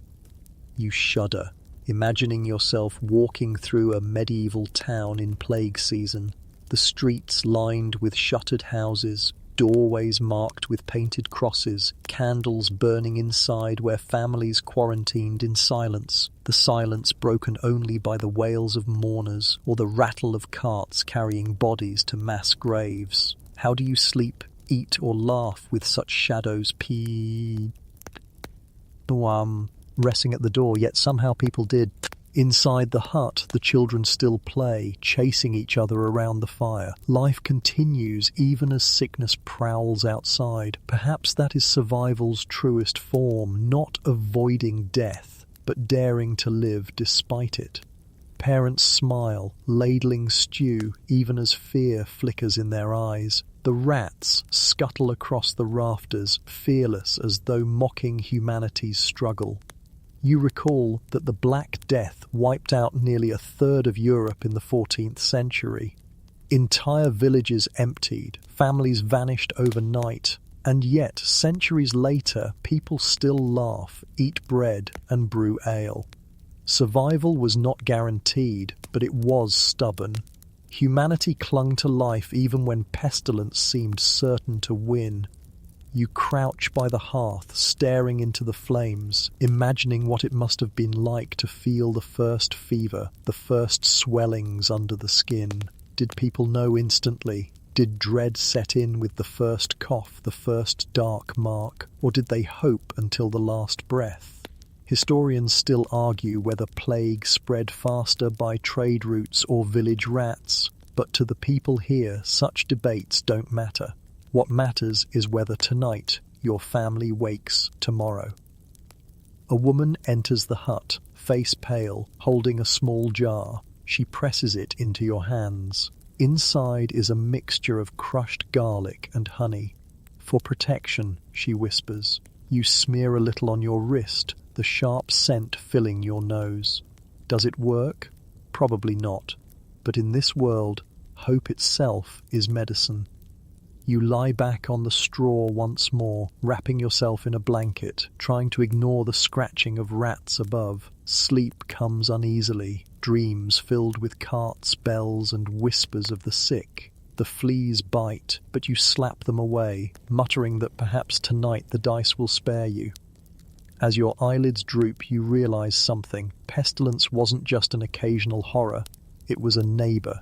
It lived in the walls, in the air, in the very grain that fed you. Survival wasn't guaranteed by strength or cleverness. It was pure chance, endured with herbs, charms, and stubbornness. And yet, against all odds, enough people always survived to carry life forward. The days roll on, and though sickness and hunger stalk every corner of medieval life, tonight feels different. Tonight the village hums with anticipation. The air is charged with something almost electric. Laughter, drums, and the crackle of gathering wood. You step outside and see neighbors piling logs and branches into a towering heap at the edge of the fields. Children scamper about, carrying sticks bigger than themselves. Women string garlands of wildflowers. Men haul casks of ale. A festival is coming, one of fire and frenzy, where survival itself takes on a celebratory mask. This is midsummer, when daylight stretches long, when crops stand tall but fragile, and when people, weary from toil, grasp at joy. The bonfire rises like a beacon, a defiance against darkness, fear, and famine. You feel your heart stir as sparks begin to fly. The villagers light torches and circle the mound. With a shout, they thrust the flames into its base, and within moments the pile roars to life. Fire leaps skyward, painting the night orange, heat slapping your face. Shadows scatter across fields and huts. For once, darkness has been conquered, not by rushlights or smoky candles, but by a blaze so large it could rival the stars. You watch as villagers clasp hands, dancing around the fire. Their feet pound in rhythm, their laughter ringing, their bodies alive with energy. The ale flows freely, mugs sloshing, foam glistening on beards. Someone pulls you into the circle and soon you're moving too, stomping on blistered feet, forgetting the pain. For a few hours, there are no fleas, no smoke-filled huts, no plague-ridden rats. There is only fire, music, and the wild defiance of life itself. Historians still argue about the roots of these festivals. Were they pagan rituals absorbed into Christian calendars or practical gatherings disguised as celebration? Perhaps both. Bonfires were set, D. To protect crops from blight, ward off evil spirits, and bless the harvest. People leapt through flames to prove bravery, drove cattle between fires to cleanse them, and carried embers home to relight hearths with sacred strength. Fire was survival's magic, transforming fear into ritual. You lean close to a villager who explains that midsummer fire keeps sickness away, that flames purify not just the land, but the soul. You sip ale from his mug, the bitter warmth loosening your body, and for a moment you believe him. The fire does feel like protection against hunger, against cold, against despair. Here's your quirky tidbit of the night. At some festivals, villagers rolled burning wheels downhill, symbolizing the sun's power at its peak. Imagine the spectacle. Flaming circles hurtling into fields, sparks scattering, children cheering. Dangerous, yes, exhilarating, absolutely. Medieval life left little room for safety. Survival meant risk, and celebration embraced it. The night deepens, and the festival grows wilder. Songs rise, bawdy and loud, drums pound, feet stomp, hands clap. Couples sneak away into shadows, emboldened by drink and firelight. Old rivalries dissolve in shared laughter, or flare into drunken brawls quickly broken up. The festival is freedom, release, a chance to shrug off the weight of constant toil. Tomorrow the fields will demand sweat again, but tonight the village burns with reckless joy. You dance until your legs ache, until the heat forces you back from the flames. Sweat drips down your face, mixing with ash, stinging your eyes. You collapse onto the grass, gulping cool air, watching sparks whirl into the sky like fireflies. Children still dart about, chasing each other with torches, their laughter shrill and wild. The world feels alive, raw, untamed. As the fire blazes, elders mutter prayers, weaving faith into frenzy. They thank saints for the crops, beg protection from storms, plead for mercy against pestilence. In their voices you hear both reverence and desperation. Survival isn't just toil, it's chance, and chance demands offerings. Fire becomes prayer, laughter becomes shield. You think of modern festivals, music concerts, fireworks, street parades, and realize the echo. Humans always crave release, always gather to defy the weight of survival with noise and light. But here, it's sharper. Without safety nets, without abundance, celebration is raw necessity. Without joy, despair would drown you. Festivals keep the spirit alive when the body falters. The ale loosens your tongue and you find yourself singing, though you barely know the words. The melody is simple, repetitive, designed for tired throats. You clap, you stomp, and you laugh with strangers who feel suddenly like kin. For a moment, you belong to this world, this village, this survival. Historians still argue whether such festivals were truly joyful or more desperate rituals of fear, attempts to bribe fate into sparing crops and bodies. Perhaps both are true. Fear and joy here are twins, inseparable. You see it in the firelight, faces shining with delight, yet eyes glinting with worry. What if the harvest fails? What if plague returns? What if winter is cruel? For now, they burn those fears in the bonfire, letting smoke carry them skyward. The fire crackles lower, logs collapsing inward, dancers slow, voices grow hoarse, mugs empty. Some villagers stumble home, others collapse in the grass, snoring already. Embers drift upward, glowing red against the dark. You sit in the fading warmth, feeling the chill creep back as the fire dies. The festival ends as all things do, not with grand finale, but with exhaustion. You rise at last, sore and tired, but strangely lighter. The fear still exists, the rats, the plague, the hunger, but you've glimpsed how survival can be more than endurance. It can be joy stolen from despair, laughter kindled in the face of death. You walk back to the hut under the stars, the smell of smoke clinging to your clothes. Children's giggles linger faintly in the air. The fire's glow remains behind you, a beacon fading but unforgettable. You crawl into the straw, eyelids heavy, and whisper to yourself, festivals of fire and fear, proof that even in the hardest times, people still danced. And with that, you drift into a sleep deeper than the first and second combined, the rhythm of drums echoing faintly in your dreams. The embers of the midsummer fire have barely cooled when the village returns to its rhythm. Dawn breaks, roosters crow, and you expect children to tumble into play, chasing each other barefoot through the dew. But in the medieval world, childhood is not play, it is labour. By the time the first pale light slips across the fields, the smallest bodies are already moving, carrying burdens far too large for their size. You watch a boy no older than 8 hoist a wooden bucket from the well. The handle cuts into his palm, his knees buckle, and still he hauls it homeward, spilling water with every step. His sister, even younger, trails behind with an armful of sticks for the fire.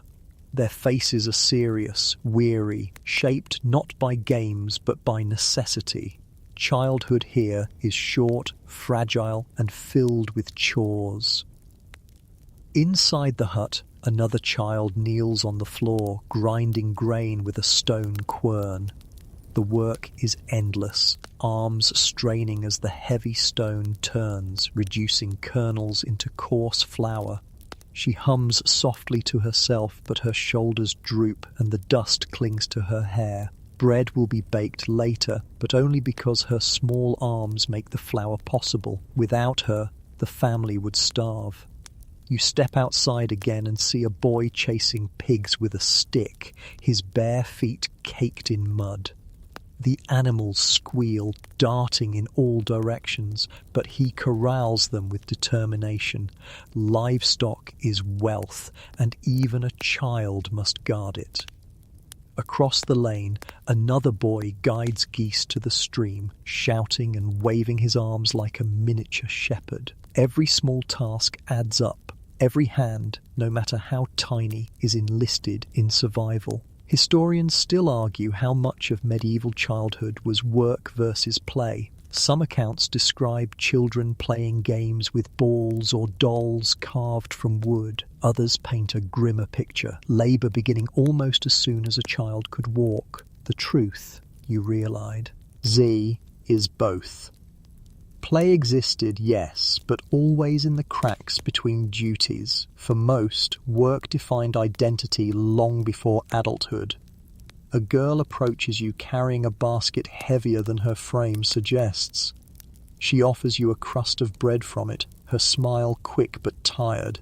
You notice her hands, blistered, cracked, nails rimmed with dirt. She can't be more than 10, but her hands already tell the story of a labourer. You thank her softly, biting into the bread, feeling the weight of her work in every chew. Here's your quirky tidbit of the night. In some medieval towns, children as young as 7 were apprenticed to trades. Blacksmiths, bakers, weavers, each took in young helpers, binding them to years of service. Apprenticeship was training, yes, but also cheap labour. A boy might sweep floors for years before touching a hammer. A girl might carry water and card wool before ever learning the spindle. Childhood blurred into adulthood, responsibility swallowing innocence whole. You wander further, watching a group of children gleaning in the fields. They stoop to collect stray stalks of grain missed during harvest, their baskets slowly filling. Each kernel matters. Each handful feeds a mouth. The children laugh occasionally, teasing one another, but their labour is steady. You realise their laughter isn't pure play, it's a survival tool, a way to lighten the weight of work. By midday, sweat slicks their brows. Dirt streaks their faces and their clothes, already ragged, cling with grime. Yet nobody tells them to stop. Rest is rare, and idleness is scorned. In sermons and sayings, idleness was branded as sin. To be idle was to invite hunger, poverty, or worse, the devil's hand. Even children weren't exempt from that moral weight. You pause near the well again, watching a boy struggle with another bucket. You step forward to help, but his father waves you off. The boy must learn, he insists, to bear his share. Survival demands it. Your heart aches, but you step back, realizing that pity has no place here. The lesson of medieval life is harsh but simple. Everyone works, or everyone suffers. Inside the hut, evening approaches. Children kneel once more at the quern, stir the pot of stew, feed scraps to animals. One girl patches her brother's tunic with clumsy stitches, tongue poking from the corner of her mouth in concentration. Her mother praises her, not for neatness, but for effort. Skills learned young mean survival later. Historians still argue whether medieval parents loved their children as modern parents do. Some claim high child mortality made affection restrained, almost practical. Others counter that evidence shows tenderness, lullabies, even carved toys and songs. Watching this family, you believe the latter. Parents may expect labor, but love still glows in their smiles, their gentle corrections, their pride in small tasks. Love here is not indulgence, it is expectation, it is preparing a child to survive. As night falls, children slump on the straw, too tired to scratch fleas or swat rats. Their bodies curl together, warm and small, the weight of labor still pressing even in dreams. You sit beside them, listening to their soft snores, thinking of modern children with toys, schools, and leisure. You imagine telling this family that someday children will be forbidden to work, that laws will guard their play, that education will be their only labor. They would likely laugh or stare in disbelief. The idea would seem absurd in a world where every hand is needed just to keep the pot bubbling. Here's another quirky image. In some medieval illustrations, children are shown playing with hearsher. Oops, balls or dolls, but often with tools nearby, as if play and labor coexisted. A child might toss a ball one moment and herd goats the next. The boundary between games and chores was thin, fleeting, and always overshadowed by need. You tuck yourself into the straw, watching a mother comb lice from her daughter's hair. The child dozes, head lolling, while the mother's hands work steadily. Love and labor blur again.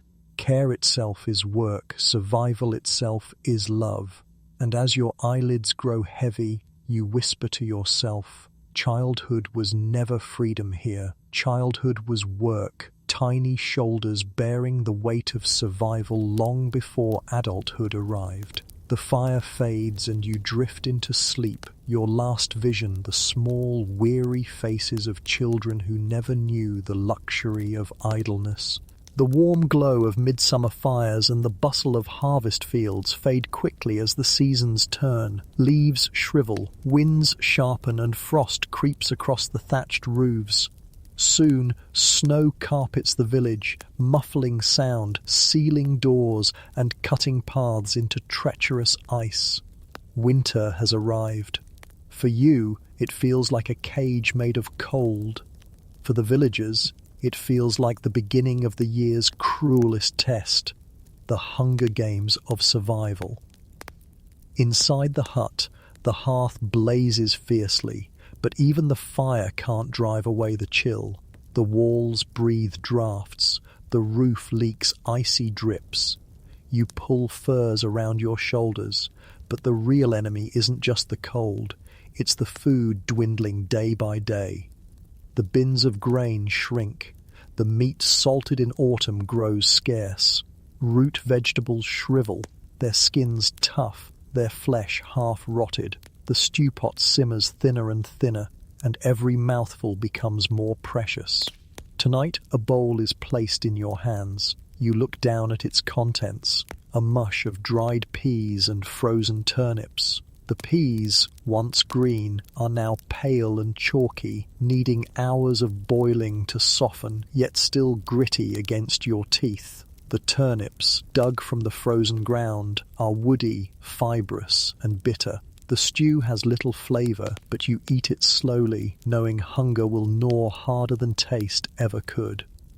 Children whimper quietly, their bellies never truly full. Mothers hush them with stories, promising the spring will come. Fathers stare grimly into the fire, calculating how much grain remains, how many days before desperation forces choices. In winter, survival narrows to a single question: how long can we make the food last?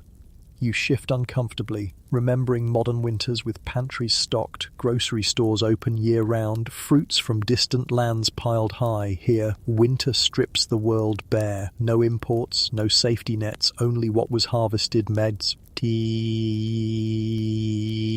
ago. If you didn't gather enough in summer, you pay in hunger now. Historians still argue whether famine claimed more medieval lives than disease. Records show villages where whole families starved, fields barren after floods or droughts, livestock dying in barns from lack of fodder. Some say disease was deadlier, others say hunger killed silently, steadily, its victims too weak to resist when sickness finally struck. Looking around this hut, you believe both. Hunger makes every cough sharper, every fever more lethal. The two walk hand in hand. You glance at the stew again and notice something unsettling. It tastes faintly sour. Food kept too long spoils, but waste is unthinkable. Families scrape mold off bread, trim rot from roots, boil everything twice in hope of safety. You chew carefully, trying not to think of what may linger unseen. Here's your quirky tidbit of the night. Some desperate villagers in famine years boiled grass, bark, even ground acorns to fill their bellies. Chronicles describe bread made from ground fern roots so bitter it burned the throat. People ate whatever wouldn't kill them outright, gambling with plants half known. Survival was an experiment repeated each winter with unequal odds.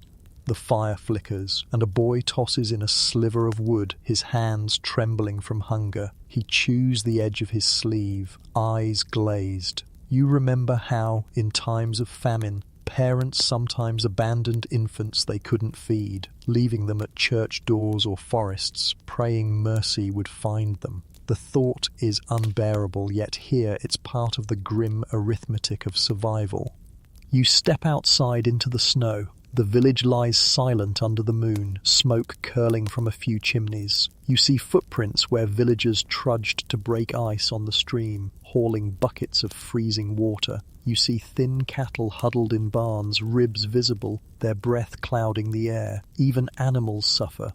They eat straw, leaves, whatever scraps remain. Many won't survive until spring. Your own feet crunch on the snow, and you feel hunger gnaw even as you breathe. You wonder how anyone endured winters year after year, generation after generation. Yet somehow they did, perhaps because they knew hunger was cyclical. Winter was starvation's season, but spring always promised renewal.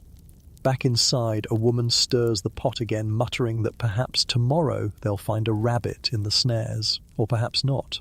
Hunting is scarce in the snow, the woods bare, animals hidden. Even if caught, the meat is stringy, lean from its own hunger. Still, the hope is enough to keep hands moving, snares checked, traps baited.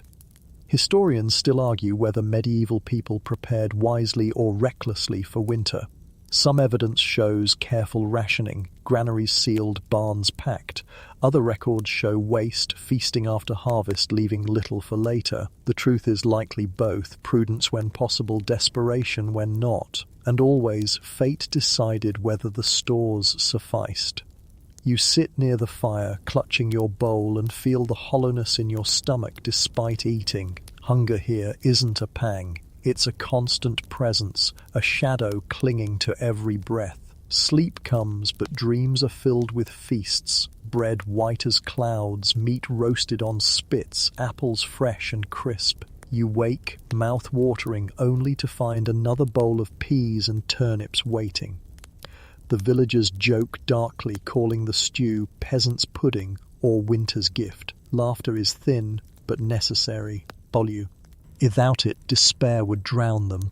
You laugh along, though it sounds hollow in your ears. A girl beside you picks at her food, pushing peas around the bowl. Her mother scolds gently, reminding her that waste is death. The girl eats reluctantly, tears glimmering. Childhood doesn't shield you from hunger, it only teaches you to bear it sooner. As night deepens, the wind howls outside, rattling the shutters. Snow drifts against the door, sealing the hut tighter. The fire burns low, wood precious, saved carefully. You huddle beneath your blanket, stomach still growling, and think winter is the truest test. Pestilence may strike suddenly, war may raid, but hunger is steady, inevitable, always returning. And as your eyelids close, you whisper to yourself, winter Hunger Games, proof that survival was never guaranteed. It was fought, bite by bite, day by day, against the cold teeth of famine. Winter slowly loosens its icy grip, and with the first thaw comes mud. Not the soft, playful mud of a child's backyard, but an endless, suffocating, soul-sucking sea of muck. You take your first step beyond the village after the snow melts, and the ground seems to grab your clogs, sucking them down with a wet slurp. Another step, and you nearly tumble. You glance back, and the villagers only laugh. They know this routine too well. Medieval travel isn't glamorous. It's a test of patience, balance, and the strength of your ankles. The road, if it deserves that name, is nothing more than a rutted track carved by carts and hooves. Rain has filled the ruts with brown water. Your feet splash, your clogs slip, and soon your legs are streaked with mud to the knees. Each step is a gamble. Will the earth hold, or will it swallow your foot whole? You mutter about how you'd pay anything for a paved path, a horse, even the miracle of a bus. Instead, you slog on, clomping with every miserable step. You pass a merchant with a cart, wheels creaking as they sink deep into the mire. He curses loudly, whipping his horse, but the animal strains, slipping in the muck. Together they heave and shout, finally freeing the cart, only for it to sink again 20 yards later. This is travel, slow, dirty, and exhausting. Distances measured in hours for you are measured in days here. Journeys measured in days stretch to weeks. A fellow traveller joins you, his cloak spattered with grime. He carries a crude map, more a suggestion than a guide. The parchment shows a few winding lines for roads, vague sketches for rivers, and little circles for villages. No scale, no compass. When you ask how far it is to the next town, he shrugs. A day, maybe 2, depends on the weather. You groan, realizing weather decides everything. Historians still argue how reliable medieval maps really were. Some were symbolic, mixing geography with faith, placing Jerusalem at the center. Others were practical but incomplete, showing only the roads known to local merchants. To survive, you relied more on memory, word of mouth, and luck than on parchment. Imagine trying to find your way without GPS, without even clear road signs. Every fork in the path becomes a debate. Every stream crossing is a risk. By midday, your feet ache, blisters reopening under the clogs. You pause to drink from a stream, praying it won't betray you like yesterday's water. Your stomach knots at the thought, but thirst wins. You sip cautiously, then press on. Travellers stop rarely, for stopping wastes daylight. You eat as you walk, a chunk of black bread, a scrap of cheese hardened to stone. The food is dry, tasteless, but it keeps you moving. Along the way, you encounter pilgrims. They trudge barefoot, staffs in hand, muttering prayers as they head towards some distant shrine. Their feet are caked in mud, their clothes ragged, but their eyes shine with determination.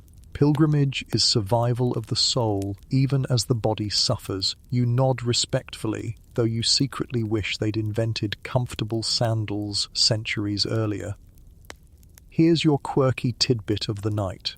In some towns, shoes called pattens were strapped over regular footwear to raise feet above mud.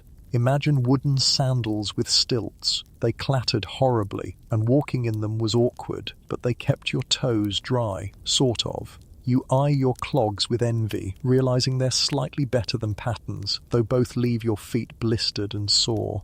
The road stretches endlessly. Villages appear slowly, huddled clusters of huts offering brief respite.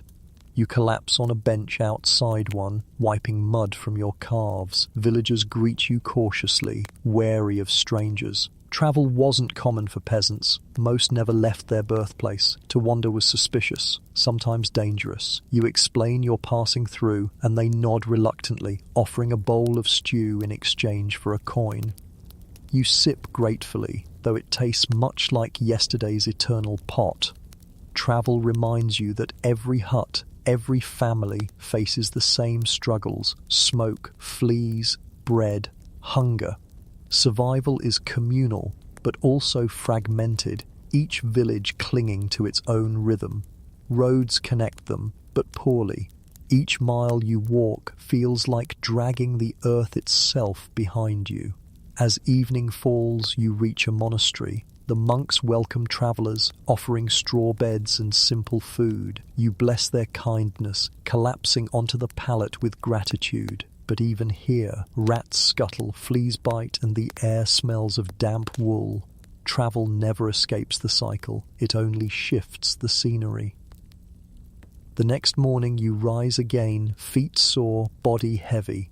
You shoulder your pack, step onto the road, and face the muck once more. A bird sings faintly, the sun warms your face, and for a moment the misery eases. The land is wide, fields stretch green, and the horizon feels limitless. For all its hardship, travel offers freedom too. Not everyone dared it, but those who did carried stories, news, and survival itself across distances. Historians still argue whether most peasants ever travelled more than a few miles from home. Many likely did not, yet markets, pilgrimages, and wars forced movement, and each muddy mile reminded travellers that survival wasn't just at home, it was on the road, in the strength of your feet, the luck of weather, and the mercy of strangers. You glance down at your blistered toes, sigh, and mutter a joke to yourself. Medieval Uber was just a horse that charged oats per mile. You chuckle weakly, then press on, clogs thudding, mud splattering, horizon waiting. And as you trudge into another long, weary day, you whisper, travel on muddy feet, proof that survival meant not just staying alive, but moving forward one blister at a time. The mud has barely dried from your last journey, when a new sound unsettles the village, the distant clang of steel. At first you mistake it for farmers hammering tools in a forge. But then you hear the shouting, men's voices rising like thunder, horses neighing in alarm. The villagers stiffen, eyes wide, and without a word they begin to scatter. You follow them, heart pounding, as the truth dawns. War has arrived, uninvited, right into your backyard. You crouch in the field beyond the huts, hiding among sheaves of grain. From your vantage point, you see them, armoured men on horseback, their chainmail glinting faintly in the grey light. Knights, mercenaries, soldiers, it doesn't matter which banner they carry. To peasants, they are all the same, harbingers of fear. Their swords gleam, their lances point skyward, and their boots trample the earth as if the land itself belongs to them. The clash begins with a crash of shields, the thunder of hooves, and the scream of men locked in combat. Sparks fly as blades strike, arrows hiss through the air, and smoke curls from burning thatch as huts catch fire. You cover your mouth, choking on the acrid scent, watching as homes you slept in just nights ago crumble to ash. The villagers around you whisper hurried prayers, clutching each other. Children whimper, silenced quickly by trembling hands. You realize that in this world, warfare is not confined to distant battlefields. It spills directly into farms, barns, kitchens. Your backyard is a battlefield, whether you choose it or not. Historians still argue how much ordinary peasants were caught in the crossfire of medieval wars. Chronicles describe great campaigns, noble knights, and grand sieges, but rarely mention the villagers trampled beneath. Yet archaeology tells the truth. Burned villages, hastily dug graves, abandoned tools. For peasants, war was not glory, it was disrupt. Survival meant hiding until soldiers passed, hoping your field or daughter wasn't stolen in the process. You flatten yourself lower in the grain as two soldiers break away, searching for supplies. They kick open doors, drag out sacks of grain, slaughter a pig, squealing in terror. One laughs, shoving bread into his mouth, while the other sloshes ale over his chin. Taxes had already stripped the villagers of much, but soldiers take what remains. You realize survival meant paying in two directions, to your lord in coin and to wandering armies in silence. The noise intensifies, knights clash in the distance, but here the pillaging continues. A woman screams as a soldier seizes her arm, dragging her toward the lane. Another man pleads, offering what little he has in exchange for safety. You grip your knees, helpless, rage boiling but fear stronger. To intervene would mean death. To stay silent is survival. You finally understand why villagers rarely resisted. Power belonged to the armored, not the ploughed. Here's your quirky tidbit of the night. Some peasants deliberately left food hidden in hollow trees or buried jars, knowing armies would strip their homes bare. Others disguised themselves as beggars, hoping soldiers wouldn't bother with the poorest. Survival bred cunning, but also despair. Imagine digging a hole in your field not to plant, but to hide your bread. The fighting drags on until dusk. Finally, horns sound, soldiers gather and the knights retreat toward the road. The village is left smouldering, half its huts ruined, its livestock gone. You step shakily from the field, your legs trembling. Smoke stings your eyes as you survey the wreckage. Families wander, dazed, clutching scraps. A child kneels beside a burned cart, weeping quietly.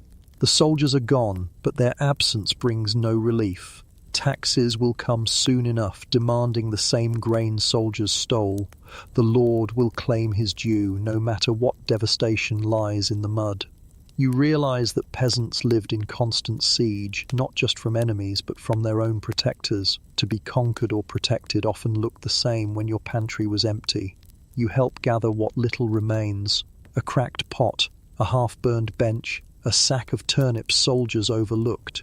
The villagers rebuild quickly, because they must. Survival doesn't allow time for mourning. The fields still need tending. The stew pot still needs filling. The children still need bread. The war may pass, but hunger lingers.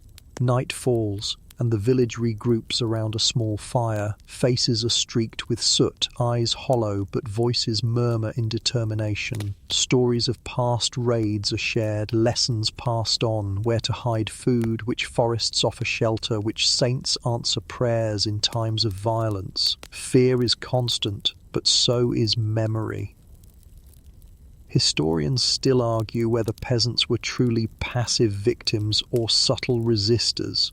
Some evidence shows them sabotaging roads, guiding soldiers astray, or refusing to sow fields that invaders might steal. Others suggest resignation, a quiet endurance. Watching these villagers, you see both: defiance in whispers, endurance in action. You lie down that night on the straw, the smell of smoke thick in your hair. Your ears still ring with the clash of steel, your chest tight with helplessness. You think of modern wars fought on screens with borders and treaties. Here, war is not elsewhere.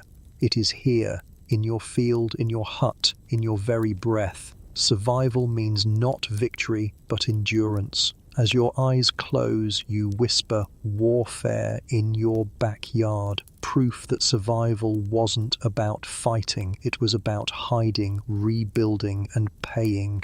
Again when soldiers left. And in the silence that follows, you understand that peace was never permanent. It was only the pause between storms. The village lies in uneasy quiet after the soldiers' departure. Rebuilt huts stand half-finished, patched with whatever scraps can be salvaged. Smoke rises timidly from hearths, cautious but persistent. You sit by the fire with an older villager, his hair gone grey, his face creased like dried parchment. He lifts his hands to the flames and you notice the way they tremble, joints swollen, fingers bent from decades of toil. "How old are you?" you ask gently. He shrugs. 40, maybe 45. Who counts? His voice carries no pride, only weary acceptance. And then it strikes you. In this world, 40 is not just middle age, it is triumph. To reach it alive is rare enough to make you an elder, a keeper of memory, a miracle of endurance. You glance at his face, the lines etched deep by smoke, hunger and labour. His teeth are worn, several gone. His skin bears scars from burns, cuts and old infections. Yet his eyes still gleam with something defiant. He has survived famine, pestilence, winters of hunger, and soldiers trampling fields. Each wrinkle is a tally mark in the ledger of survival. Around the hearth, children listen to his stories. He tells them about winters when turnips froze solid, about summers when the river swelled and drowned the fields, about nights hiding in ditches while knights rode past. The children stare in awe, not because the tales are glamorous, but because they show what it means to endure. In a world where half the children die before adulthood, where mothers bury babies in shallow graves, where young men fall to war or disease, a man of 40 is living proof that survival is possible. Historians still argue how long medieval people truly lived. Some records show averages around 35. But those numbers include infant deaths, skewing the scale. If you made it past childhood, you might live into your 50s or 60s. Yet even the life was shorter, harsher, and more fragile than today. Old age began early, and the body bore the marks of struggle long before the hair turned grey. The man leans back, pulling a fur tighter around his shoulders. His wife sits beside him, her hair hidden beneath a kerchief, her hands twisted from arthritis. She smiles faintly, offering you a piece of bread, hard as stone, but given with warmth.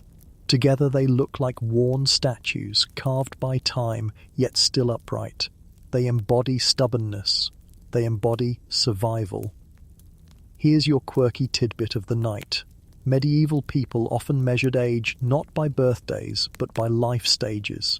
Infant, child, youth, adult, elder. Birthdays were rarely celebrated because survival wasn't guaranteed year to year.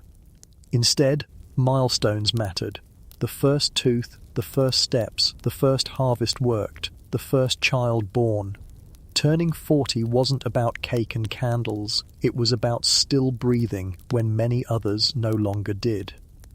You run your fingers through your hair, realizing that by this world's standards you'd already be considered old, perhaps even nearing the end. Would your body endure the fleas, the hunger, the cold? Would your lungs survive the smoke, your teeth survive the bread, your stomach survive the stew? You doubt it. Yet here sits this man, fragile and fierce, his existence a kind of victory.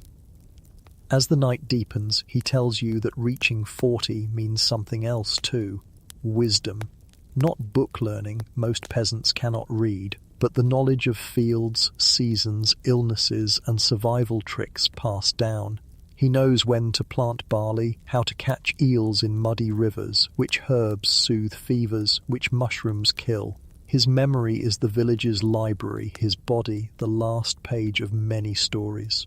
You watch as he lifts a mug of ale, sipping slowly, savouring each swallow. He mutters that death may come tomorrow or next week, or next winter. But tonight the fire is warm, the bread fills the belly, and life is still his. You feel a strange respect, almost envy, in his eyes. Survival is not complaint, but proof. He has already beaten odds that swallowed many others.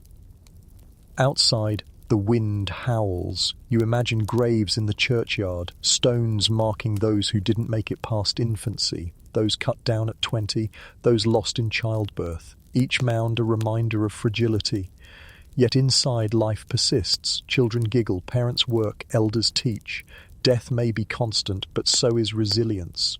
Historians still argue whether medieval people feared death more than modern people. Some say they were accustomed, surrounded by it daily. Others argue they clung to life even more fiercely because of its brevity. Watching this man, you sense both. He does not fear death, but he cherishes each moment, each fire, each loaf, each breath. You lie back on the straw, staring at the rafters, listening to the old man's low hum of a song. His voice cracks, but the tune is steady, comforting. Perhaps it's a lullaby, perhaps a prayer, perhaps both. You close your eyes, the song wrapping around you like another blanket, and as sleep creeps in, you whisper to yourself, "Old age at 40, proof that medieval life was fragile, but also fiercely stubborn. To survive this long was not luck alone, it was will." The fire burns low, embers glowing like tired eyes. The hut is quiet now, only the soft breathing of sleepers filling the air. You stretch beneath your blanket, letting your body sink into the straw, the aches of travel, hunger and fear finally dissolving into stillness. The old man hums once more, then drifts into silence. His breath slows. The children sigh in their dreams. The world outside continues, wind rattling shutters, rats scurrying in shadows, frost creeping across the earth. But inside, time softens. Your eyes grow heavy, the darkness around you gentle instead of menacing. Every discomfort fades into distance. The smoke, the fleas, the mud, the stew. What remains is warmth, the glow of fire, the closeness of bodies, the stubborn rhythm of survival. You realize that for all its hardship, medieval life carried its own lullaby, the constant reminder that life is fragile, fleeting, but worth clinging to with every breath. Your mind drifts through the journey. Smoky huts, bread hard as stone, rivers betraying with sickness, straw beds alive with vermin, cold castles, endless stew, dung sunscreens, clogs of pain, communal toilets, greasy hair, leeches and charms, smoky rushlights, first and second sleeps, plague carts, bonfires of joy, children labouring, winters of hunger, roads of mud, war in the fields, and finally the quiet of old age. Each memory is a step in the long, crooked path of survival. The images fade, leaving only peace. You are no longer trudging through mud or coughing in smoke. You are resting, deeply, gently. The fire sighs one last time, and you let yourself drift fully into sleep.